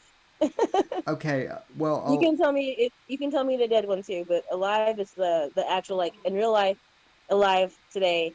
If they reach out to you and ask to be in your show and meet you, who would you want that to be? well, alive, I would have to say Rush Limbaugh, just because Yeah. I've I have immense respect for the man. I mean, I wouldn't even be here in front of this microphone, if it weren't for him. And honestly, like even Trump has said that like he wouldn't really even have been president if it weren't for people like Rush Limbaugh, like really kind of not necessarily motivating him particularly, but like saying that like we need an entrepreneur as president, which I guess kind of like inspired Trump, I guess. Um, so um, but like I'd love to meet Rush. I'd love to meet what well I mean obviously I'd love to meet the president of the United States if I could. Um, Mhm. so uh, you know I'd That's I'd love awesome. I'd love to meet you once you get, rich and famous. Hopefully before you get rich and famous too. So, Yes, yes, um, so that I would make sure that happened. yeah. I'll always make that's dope. So, And what about you? Who do you want to meet outside of the president in terms of public figures? I think it's funny you asked me that because I asked you that and I don't have an answer yet. Because I said outside Trump because I knew that would be my first choice. Um, I let me see. Mm, I'm not really sure yet who I would want to meet. Honestly, I want to meet. I want to meet Chad. Um, watch Chad off the Blaze TV. Chad I want to meet him. Chad Prather, which Yes. who I have no idea who he is other than that like he's like an extremely good looking like country western type looking guy. Like that's all I know about him. So I discovered him on YouTube when I was going around and trying to find things and content where it wasn't, Trump hating. I came across Chad and found him, I think maybe a year and a half, 2 years ago. And I listened like when I drive from work, my it takes about hour and a half when there's like traffic again. So I listened to that and him and podcast. I listened to a lot of different people, but I love listening to him because he's funny. He's here in Texas as well, and he says how it is. Like, Steven Crowder does that too. But like Chad, I feel like he hasn't met me in person or anything yet. Like, we've never had a private conversation yet, but I feel like he's really rooting for me, and I want to meet people like that. Um, like he endorsed me on Twitter. He didn't have to. He did it more than once. He did it twice that day yeah, when he realized. Yeah. yeah. I actually saw that and like I said, I don't really know who he is all that well, but I still know who he is, and I was like, wow, she's already getting endorsements like that. So you know, Yeah. I will say as far as like people who I actually have met, not necessarily in person, but someone who has also been a big influence on me. Like I said, I'm big into comedy and into humor. Is I don't know if you know who Dennis Miller is. He's one of the original, well, not like original, but like he's probably one of the most famous Weekend Update anchors on Saturday Night Live from back in the '80s, and he used to be a liberal, but he kind of went conservative after 9/11 happened, and he has like a very peculiar, a very like peculiar like nerdy sense of humor. Like very like uh he makes like very like deep references that like not a lot of people get like pop culturally, but Mhm. I'm kind of a nerd, so I like him, for that. And he's I smart. will look into.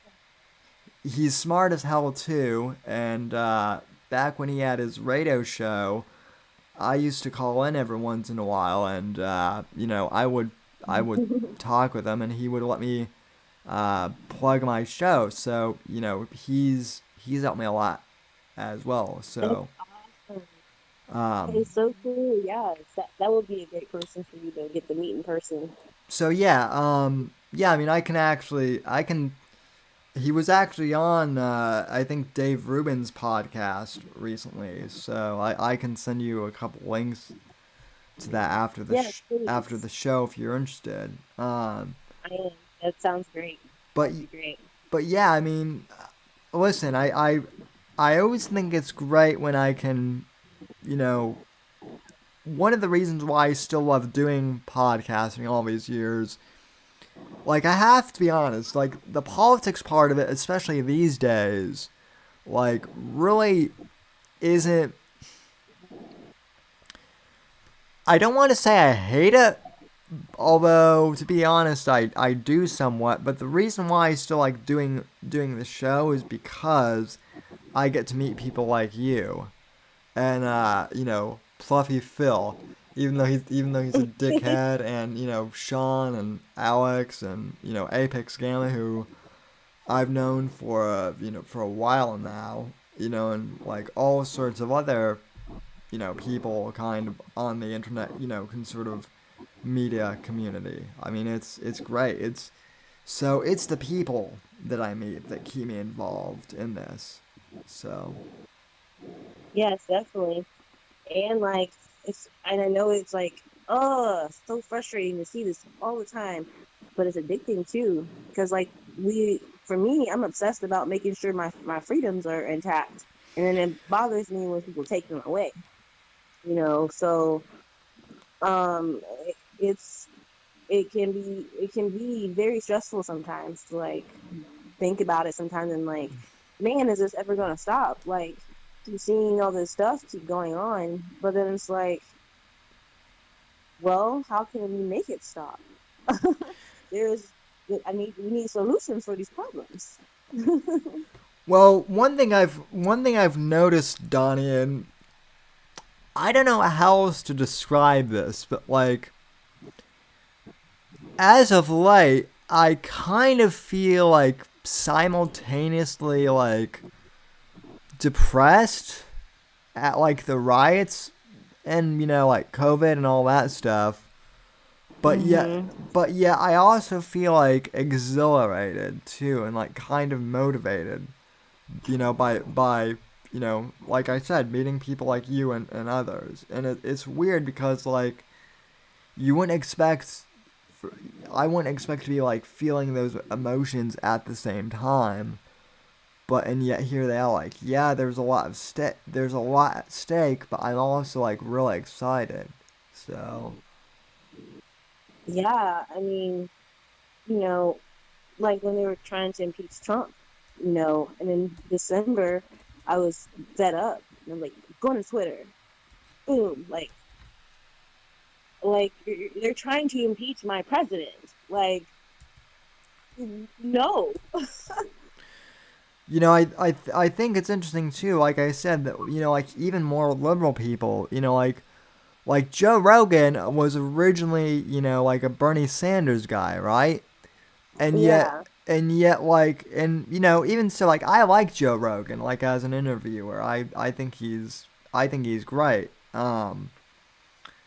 But like it just goes to show, like the left has gotten so unhinged that like people who were previously liberal, like like Tim Pool and Joe Rogan, are now saying like I might have to vote for Trump. So I mean that's really where we're at now. So Hmm. Yeah. I I have watched some of Joe Rogan's things. I haven't watched anything really with Tim Pool's. I've seen him on Steven Crowder's show, but I have seen some of Joe's stuff, and I think what bothers me is when I watch people and they talk about things and they sound conservative, but then they label something else on top of it bothers me. yeah, I mean, I get that too. But I mean, at the same time, like, I don't know. I mean, I'm not like I'm not as pure. Like I'm a Christian, and like I'm a conservative. Like, but at the same time, like the two don't necessarily go hand in hand together. Like for me, like politically, like I'm okay with gay people like being in the Republican Party, and like I think we actually need like the more the merrier. You know what I mean? And like Hmm. and like I don't know, like abortion is the one social issue that is like a big no for me. But like I will admit that like I am more of like a libertarian when it comes to like what people do with their lives outside of their outside of abortion. So Yeah, like when the government's not involved. Yeah, yeah. I completely here's my thing. We have our beliefs, and then, Angela brought this up during her interview. She set it out pretty well. She goes, her question to them was, if I don't agree with abortion, then why do I have to pay for it? There's that point. And then she said she was arguing with the other Angela, Angela Yee, and she was like, Angela was like, I'm pro-choice. I feel like, and they pull up, the same talking points of what if someone's raped. Apparently, this 1% of those people are actually, um, in statistics, that's what's going on. And so Angela's Right. like, okay, can you hear me? Yeah. No, I can hear you. Okay. And she was saying, yeah, choice is life or death. That's what it is. It is how they word it. You're choosing to let your baby live, or you're choosing to let the baby die. And like she explained it so well, I'm like, man, I'm gonna have to like articulate that like she does, because that's a good way to put it. And she's like, and then she also made a good point. Why would you kill the baby, and not the person who raped you? Yeah, yeah, that is a very good point. And like I actually know a few, like a few women who have unfortunately been victims of sexual assault, and they're all big Second Amendment advocates, for that reason. So, Mm-hmm. so, Yeah, and so yeah, so but with I agree. People do what you want to do, because God gave us the gift of choice, so you can choose, as as long as you're not infringing on anyone else's rights. But I'm going to say that I feel like instead of them making gay marriage legal, I feel like if the government was going to get involved, then they could just the government could just recognize the unity, the union, because yeah, marriage came from the Bible, and right. it's in the definitions between man and woman. I'm not saying that I don't believe in gay people not being together or whatever they choose to do, but the government could have just recognized it as a unity, Well, something of their own. They shouldn't have involved themselves in religion. You know, yeah, well, they're choosing yeah. that marriage. Well, yeah, I mean that was actually that's actually my stance too. As far as that goes, if you want to get into specifics, I agree with you completely on that. But at the same time, I don't feel like that's the hill that conservatives need to die on either.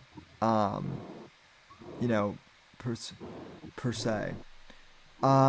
With that being said, what do you think are the biggest issues that conservatives need to address here in 16, not or in 2020, not just Trump, but conservatives as a whole. I think we need to speak up. If our symbol is an elephant, then we should act like elephants. Like we should be not acting like the mouse or something for the elephant. Um, like we are the silent majority. We don't have to be silent. And I was silent too. I'm guilty. But I'm not anymore. And I want everyone else to speak up too. It helps when everyone else speaks up. And then also how we deliver our message. Like I've said in your other show when we talk about abortions and stuff, there's people I know personally who's gotten them before and they feel awful. Worst experience they've ever had. Not what they thought it was. Not what they thought it was gonna be. And they've had been depressed, gone through depression over it. And I feel like their approach should be different. Um, telling people that telling people that they're killing their baby isn't working. Telling people that they're evil and demented for doing this isn't working. How do we do it? Well, Christians, we're supposed to accept people with open arms. We say that God forgives people for their sins. So if you may have had that story, I guess like a Me Too story in a sense, then you should be able to, be able to say it. People don't want to admit to it, but like admit to it and say, hey, this is what happened to me, and I don't want it to happen to anyone else. I feel like that message needs to be said differently because when you're if you're not everyone's rational, they're looking emotionally, like you're attacking them. And then that might be one of the defining pieces why they're not going to be conservative because they feel like you hate them. Well, yeah, that's a very good point. I feel like with the Me Too movement, and like most things, like even Black Lives Matter. Let's just use Black Lives Matter as an example too. I feel like I feel like Black Lives Matter may have started out with good intentions, and same thing with Me Too. Like I don't think so. like the like well, I mean, I think you're right, but my original theory was that like maybe some of these movements like started out with good intentions, but then got hijacked by the radical left. I mean, that certainly happens. Or in the case of like Black Lives Matter, see, like that's the other thing too. Is like, you know, like it's one thing for me to say something about Black Lives Matter, but I don't really feel like anyone is going to really like pay attention to what I have to say because I'm a white dude. Like when it comes to that stuff, like you're more dangerous to the left than I am when it comes to like Black Lives Matter and all of that propaganda. So Oh, um, definitely. That video I posted of Cardi B being exposed got a note on it saying that it violated Twitter's stuff. That video was growing fast. Like I looked at it like hundreds of views, like back to back. I'm like, holy crap, this is like the fastest view I've ever seen before. Like I just switched the screen and it was going up. Then it what stopped after was I got that. was that the video you posted this morning of you saying something like of like Biden's going to have to vote for my sweet black ass, or something like what Oh, I I didn't post that today. It may have popped up in your feed or something. Maybe someone liked it or retweeted it or something. I yeah. posted that the same day. I made 3 videos that day. I posted that the same day he said you ain't black. That's when that video came from. The one I'm talking about is Okay. Cardi B. She's wearing her sunglasses and a mask, and she's leaning forward, and you can see in her glasses she's reading notes. Right, yeah. And they flagged that video. And the funny thing is, I posted it before when my account was smaller and it didn't get flagged when it was smaller. But I know because that was a threat. That video was it proved to me that I was right. That Mob Radio was right about um them giving talking points to these celebrities, and Cardi B was really sloppy with how she did it, and they got exposed. And then my video being posted on my account's bigger, it's got more reach. It got a Twitter violation on it. Yeah, I mean, it's real weird how celebrities are, being used now too, right? Because like when quarantine started, there was that whole celebrity, video with all the celebrities, singing Imagine, and everyone got annoyed. And now and now they just did like the end racism, like video like I take responsibility. yeah, the I take responsibility, and I mean you watch it and it's almost laughable. Um, and it's funny because again, going back to Joe Rogan, I listened to an interview that he did with two of the guys from The Sopranos, two of the cast members, and they were both saying, I don't know what their political affiliations are, but I think they're kind of conservative based on what they were saying because um, they were like, who do these actors think they are? Like, do they really think they're going to affect change just by like going on TV and saying this? Like, we're actors. It's our job to act and like whatnot, but we're not changing the world in that way. Yeah, So, um, yeah. I think these actors are part of some kind of group because they're the same ones. The same ones that are doing it. There's a part of that elite group, and I feel like they are coordinating together. They're on their Google Docs and they're working together on their talking points that Cardi was looking at today. They're part of some kind of group together. They have an agreement. Oh, that's the other thing that I thought that Bernie. When I was saying Bernie, I think Bernie is secretly pretty bad person, deceiving people and stuff and using people. Because I pointed out too, like, okay, Bernie has AOC, right, Hispanic, and then we have Cardi B, Hispanic, both pandering to the Black community, both pro Bernie. And what? I think it's really strange. Cardi B has a live I have recorded somewhere where Wait, she's yelling at her fans. Huh? wait. Cardi B is Hispanic. Yes, yes. She I have a video of her recording. She was on Ballad, BLAD, an interview with Cardi B. You can find on YouTube still. And there's a section on there where he asks her why she says the N word, and she's Hispanic, and she explains why she says it. She can't stop saying it. That's just like lingo. And then she's like, "What am I supposed to be considered? I'm Hispanic, And she started going into all that, and then she says she don't like dating Hispanic guys. She likes dating Black guys. Like she just been. This is before she blew up. Blew up. I think this is around before Bodak Yellow blew up. She is a stripper, She so had said this. And it's funny they both came from that kind of like stripper and bar industry as well. Like they picked these people up and recruited them from these areas. They're most likely going to sell out.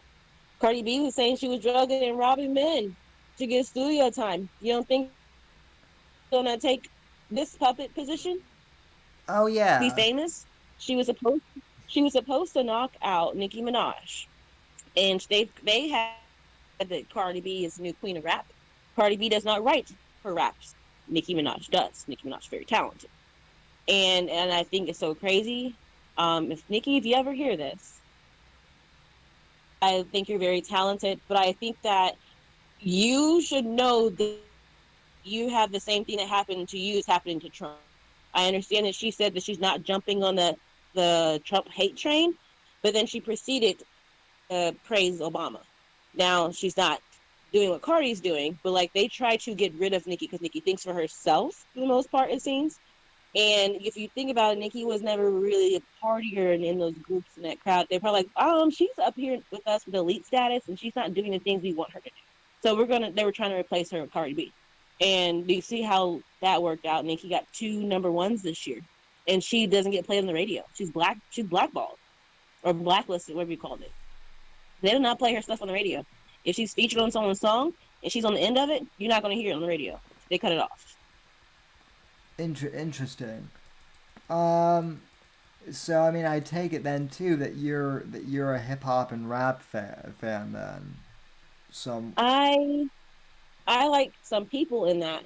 I like some of their stuff. I when I worked out a lot, it's nice to work out and listen to that stuff. But Oh, sure. I I didn't actually really like hip hop and rap for a while anymore like that until like really get into it until Nicki came in the game because I didn't like female rappers, none of them. I didn't like women sound like men on there, and I didn't really care for always seeing them naked. You're And you're you sexist. and then she came in. She sounded like a woman. She was feminine. She was funny. She had the different voices, the personas. It was very creative, and she made me like it again and get into it and like pay attention and watch. But I like all kinds of music though. But I pay more attention to now because I'm seeing the what they're doing to our Black community with that industry. Nikki's not perfect. Nikki um felt like she was really helping push the whole transgender and the gay stuff. Initially, when she came out, she said she was gay.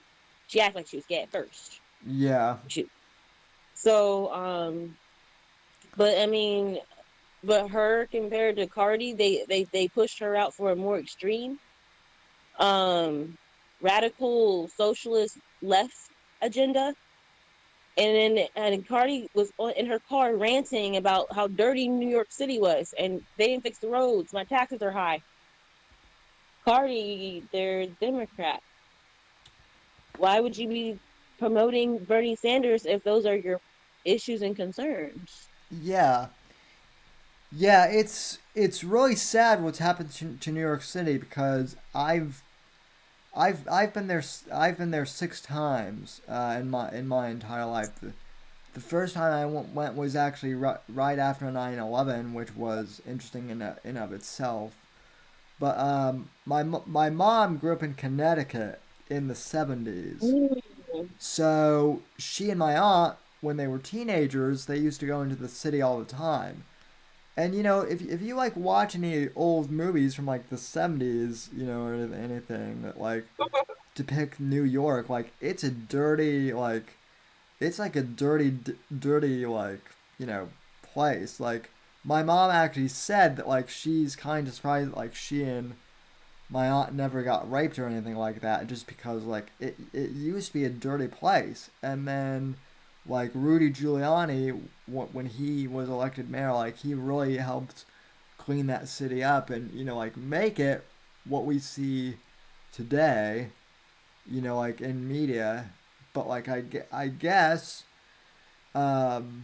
like from what I'm hearing now, because of COVID and because of the riots, like it's starting to go back to the gritty place it was. So, That's um, sad. so yeah. I've actually been to New York. I went to New York City once. I've been to Buffalo. Different. Now, when I went to New York City, I was terrified. That's the reason why it took me so long. This was only like maybe 5, 6 years ago. I was terrified to go because I watched Law and Order. I saw these TV shows. It's like Uh, crime. I thought if I went, I was gonna die. oh, The TV shows. oh yeah, oh yeah. You're like me. You watch you watch Law and Order, and then like you get like super paranoid. So, um, Yeah, I think if I go to New York, I'm gonna die. So that that makes me want to go there. that's another thing that was like super weird, right? Was like they was like the left wanted to cancel Law and Order because it had cops in it, and it's like why? So, Yeah, it's pretty weird. um, And I actually have never been to California.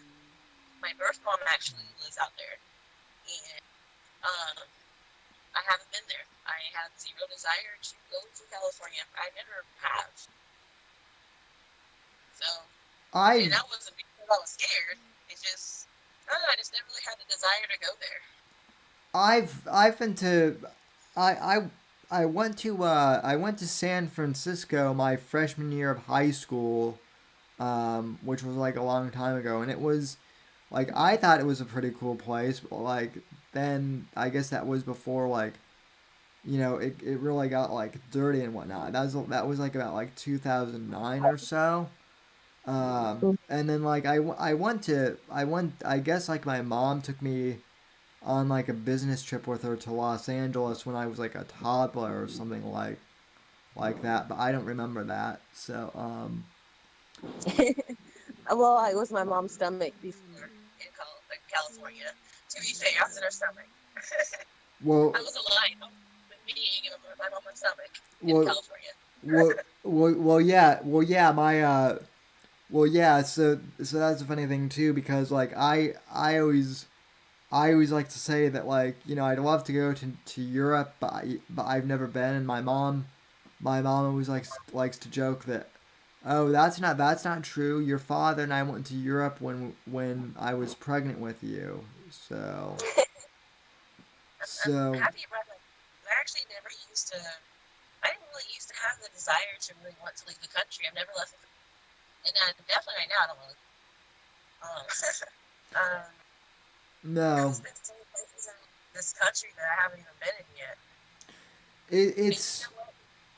The New York and California thing, that isn't like a political thing. This is before like all this is going on. Like I never really had a desire, and now as we're talking about it, I think it also has to do with the fact that their cost of living is so high, and their taxes and stuff are so high. I just don't like anything that takes people's money like that. So I tend to not want to go places.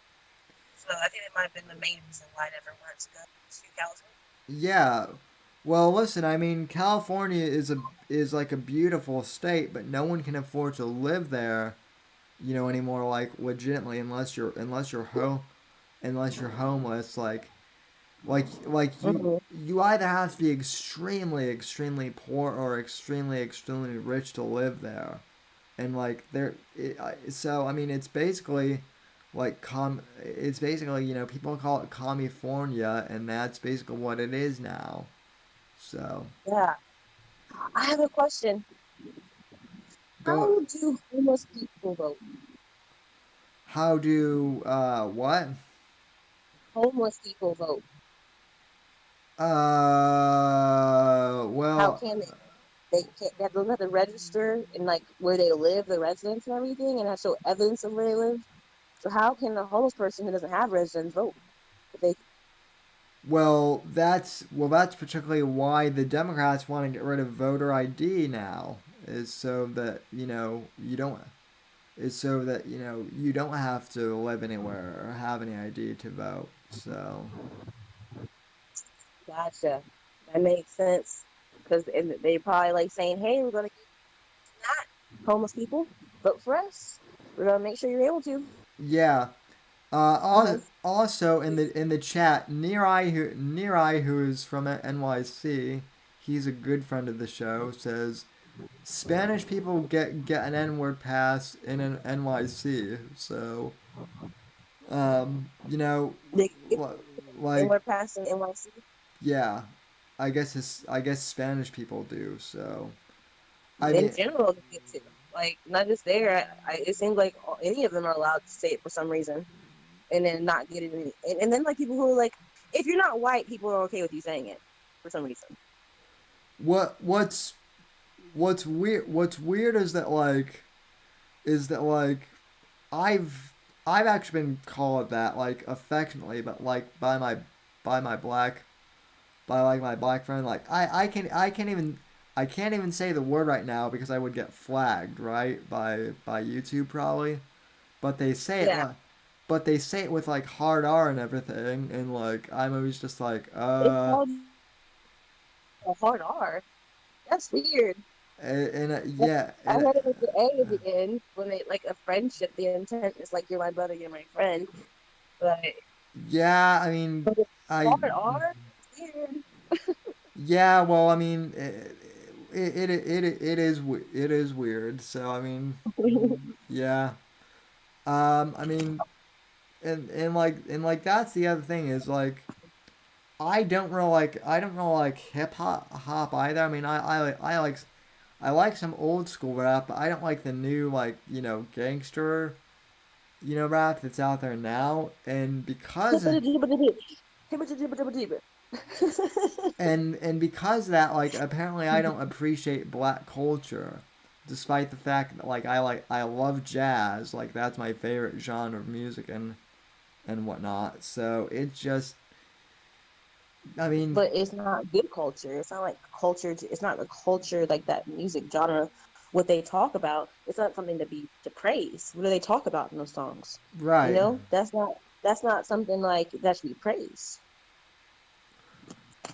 Why? I mean, we could have a whole podcast on this, but like, in short, why do you think that why do you think that culture is so highly praised in the black community, so to speak? When you're coming up to be an artist, you know, you are told what sells and what doesn't sell, and who's in control of those industries. And gradually, it's gone there. Like I was thinking, like, man, I don't ever hear any R&B songs anymore. Talking about let's get married. I don't hear any of that no more. Yeah, And you. it's gradually been taken over and changed and flipped. And I mean, it's been going on for a while, but it's really bad now, right in your face. And it's who's ever running and controlling the music industry, the um, I guess theater, uh, entertainment, hip hop. I'm not hip hop. Movies, the movie industry. Whoever runs those things, they're in control. They're the ones who Yeah. decides in the business what's pushed and what they want pushed. So that's why someone like Cardi B is pushed. She wasn't really that popular. The y- media told us she was popular, yeah, I mean, and she was pushed. Opposed to all the other people who have more. There's other women who are rappers who have a better positive message. That doesn't sell. It could sell. You just that's not the message you want to push. well, I mean, to be fair, Twitter does the same thing with like commentators on Twitter. Like you'll see all these blue check marks on Twitter who are like clearly left wing activist journalists, and like they have they have like they have less followers than you and I both do, and yet they're somehow verified as official Twitter users or whatever. So I I was thinking that too. I was like, oh, it's interesting because I did make a post about it. I post about a lot of those things, don't I? Wait, are you going to my Twitter feed? Just kidding. no, I no, was saying it's funny that King Face, Bryson Gray, Brandon Tatum, Anthony Bryan Logan, um, I think David Harris Jr. and I think I'm forgetting another person. Oh, the Montego. Am I saying something? Montega? Montego? The guy running against AOC. Um, they don't have blue check marks. All of them. How? and what's weird is like I don't know if you know this, but the original purpose of the blue check mark was basically so that anyone who was like a public figure could like verify that it was actually them, because like so many people would make like parody accounts and whatnot. So Mm-hmm. like the blue check mark initially existed as like a way to verify that someone was like real and whatnot. Well, now they've made like the blue check like so exclusive that like it doesn't really matter anymore. So Yeah. And I think that then they have like the verification process, how like your phone number and your address and stuff too, or something like that. yeah, I mean that used to be. I don't think I would want Twitter to know where I live right now. So Well, I guess they've started doing the same thing with like Facebook too, where I guess in order to use Facebook now, like some people are having to like like take a picture of their driver's license and whatnot. Like screw that. I don't want Facebook having a picture of my driver's license. oh, like just to be on Facebook still, Yeah, I or just yeah, I guess how that? yeah, I guess just to like be on Facebook or something. So Because on a Parlor, I did their verification thing because I didn't yeah, send you that to Doni, but yes, I did theirs. So did I, but like, but they say they delete it like right after. So like, Yeah, I think I read that too. That's another reason why. and like Facebook, they never say anything about that. So, but Hmm. Well, I'll see how long I get to keep my Facebook account then, 'cause I'm not doing that. I'm curious to see how long you keep your Twitter account for Don't until. jinx me. Well, but Donnie, listen to me very carefully. You have a very unique perspective, here, because if you wanted to, if Twitter tries to ban you, okay, here's what you could do. You could claim that Twitter is racist against you because you're black, and you can Hmm. and you can also claim that Twitter is sexist because you're a woman too. So and Oh yeah. they're all down for like for black and and for women. So why not both? So Yeah, you know what? Because I would say, well, they took out Candace's page. I guess she's taking matters in her hands with that. And did they just recently take down what's his name? Wayne Dupree. What's his name? Uh, Wayne Dupree. So Mhm. yeah he Zach. So, yeah I mean it's weird. Well, now there's some liberal group that wants to take Rogan out too, or down, because Rogan said the N word in like one of his comedy specials, like a while ago, and he was like actually doing like a joke about the N word itself. So I mean, Tekashi 6ix9ine got to say the N word a lot in his songs. yeah, but that's different according to the left. So um, I'll, I'll Hmm. I'll tell you why they're after Rogan, because Rogan interviews conservatives, like he interviews everybody, and you can't have that. So they don't want discourse among people. The left wants complete and total compliance. So Yeah. Well, I need someone to invent this meme or GIF. I don't know if you can do it or not, but like a small clip of where Takashi. I don't know if you saw his video or not, because he was kind of making fun of himself in the video because they were calling him a rat, a snitch. So he's like, "You're mad, I'm back," and he starts going, "Ha ha, ha ha," and then a rat face goes on his face, right? I think it'd be hilarious if there's a voiceover that was like, "You're mad, Donald's president, ha ha," and Trump's face goes over to Takashi's face. I think that'd be hilarious. I want to see that so bad. You're yes. mad. Trump's president. Aha, aha, aha. I think that'd be awesome. Well, we do have a couple of talented people who likes to clip stuff and whatnot. So I actually have to admit I kind of lost my temper a few weeks ago and actually like screamed at some liberal who was saying something idiotic, and I was mad. So I screamed into the mic, and I guess that like now someone is like trying to do like a heavy metal like a remix of that or something. So I don't know. I have to watch what I say, otherwise I'll get memed. So um, That's funny. We're gonna we're gonna have to get someone to make that meme for me ASAP so we can get it going because it's gonna be awesome. yeah.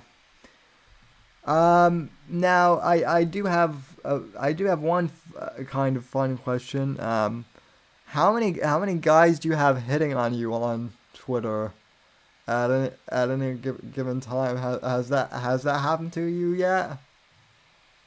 I don't know, not at all. um, Uh-oh, damn it, I might have just jinxed you. So hopefully, no, I I think it's like, it's okay. I'm actually really weird about getting hit on, actually. Like, I've always been like that. Like, if someone comes to me and it's like flirting, even if I'm attracted to them, I'm always like, I feel like weird. Like, I get anxiety or something. I don't know why, but it's always been like that. Um, Well, when I know someone's hitting on me, I'm like, oh, and then it doesn't matter if I like them or not. I get that feeling. well, I'm glad to know I'm not alone. I'm glad I'm not to know I'm alone in that. I'm horrible at that. So, but Yeah, you should see me flirt too. It's bad. And the only yeah, time that happens is if I'm tipsy. yeah, Yeah. yeah. It's weird. This whole this whole like internet celebrity dating among conservatives is weird too. So I don't Oh, know. that's the thing. Oh yeah. There's lots of spicy drama with all that. So um, Oh, that's awesome. Good for them. well, it's I have zero prospects, so I don't. Good luck to the people. well I it don't know how to do well sometimes it's interesting. Sometimes it's a train wreck. Let's just put it that way. So it. Maybe I'll have to. mm, I don't know. I feel like I'm like kind of private in a sense, even though we're doing all this talking. I feel like it'd be a long time until I said I was dating someone because just in case like they could be using me or I gotta make sure that they're legit. And like then I'm trying to protect them too. Like someone's trying to hurt them or something. yeah, totally. So But one day we can find our significant others. yeah, that it's. I'll tell you what. It is hard being like politics is one thing that I do try and like keep out of dating, right? But at the same time, like I'm not exactly secret about like who I am either. So like if you go on my Instagram, like even on my personal one, like I don't post too much MAGA stuff on there, but like I use it to promote the podcast, so like it's on there a little bit. And like if you search my name, obviously you'll find the podcast and whatnot. And it's been like really interesting because like some like because like some people I've gone on dates with, they don't care, and others just like you know have like a fit over it. So it's strange. So Yeah, I agree. It's really hard actually. Like if I go on a date with somebody, actually, say what I'm not in a site anymore. But like if I'm on a site or something, you have to be I filter it out for a conservative. Like you have to be conservative. Like I'm different with that, and I think it's more so because like the morals and values line up a little easier. And I like talking about politics. I don't want to date somebody if I can't talk about it. And they're like, "Oh, go away! I'm tired of hearing this." Like, so me I bring it up because it's like people call it a hobby, but it's something important to me. yeah, I hate that too. Like when people are like, oh, so so that radio show, like, how's your hobby going? Like it's like no, it's more than a hobby. Like it's not my full time job, but it's like it's kind of a side gig at this point, and Yeah, you're an entrepreneur. What are you talking about? and al- and also it's like it's like like I do have hobbies, but they don't involve getting on the radio and like commentating on politics. Like yeah, I have fun with this, but this isn't exactly like what I choose to do like as a fun hobby. So you know, but I anyway, got you. yeah. So And then like I know people are like, oh, this dating segment, this is good. I think we should make one. We should do a dating segment discussion. People care about that stuff. I I I Uh, I bet we'll get a lot of interesting like callers like I ooh, or 2 weeks. Not this Friday, not this Saturday, but next Saturday. Maybe we can do that. that would be interesting. So well, I mean I know that Sean has a girlfriend, and I also know that and I also know that well. I don't know. I don't know what Puffy Phil is up to. He's kind of a troublemaker. So, No, not him. No way. uh huh. So, um, at any rate, though, we're actually kind of we went over our time a little bit. It's like we're at 2 hours and 30 minutes. So, uh, Yeah, we've been on here.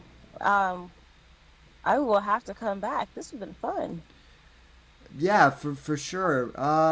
I mean, any final thoughts or comments you want to bring up? Where can people find you out at and all that jazz? On all my platforms is Donnie the Don. And I would like for everyone who's listening, if you can, purchase little constitution pamphlets, knock on people's doors and ask them, do you know what the Constitution is? And then if they say no, great, let's talk. If they say yes, great, here, great, let's talk. That's what I want. I'm gonna Yeah, start doing it. yeah. I do that all the time. Just like hey man, like what do you like about being in America? And sometimes they say, oh well, I don't like being in America, and when we start talking about that. So, I think that's another thing too is we have to start, talking to people too, which is, I mean, that's partially why I like doing podcasts too, is just, chatting with people casually, like, we've done here tonight. So, but, Yeah. yeah, And then it's kind of like they knock on your door and they ask you, do you know who Jesus is? So do you know what the Constitution is? yeah, totally. So, all right, Donnie. Well, thank you for coming on. I really appreciate you, giving your time, and coming on the show. And you're really growing, and I'm honored to know you, and you're doing great work. So keep it up, and I'm proud that we're kind of like partnered up with the whole Versa Media thing, and you're doing awesome work. So thank you. Same to you guys and you. Thank you. I appreciate it. So, all right, Donnie. Well, we'll talk at you down the road, and folks, I want to thank you all so very much for tuning in and for joining me tonight on the Whitfield Report. I want to thank each and every one of you for tuning in, whether you're listening live or watching live, or on the audio podcast. And I will be back Saturday night at 9 p.m. Eastern. Until then, God bless America. God save this great nation. God, freedom, legacy in that order. And I will see you all on Saturday evening for the live show. God bless and good night.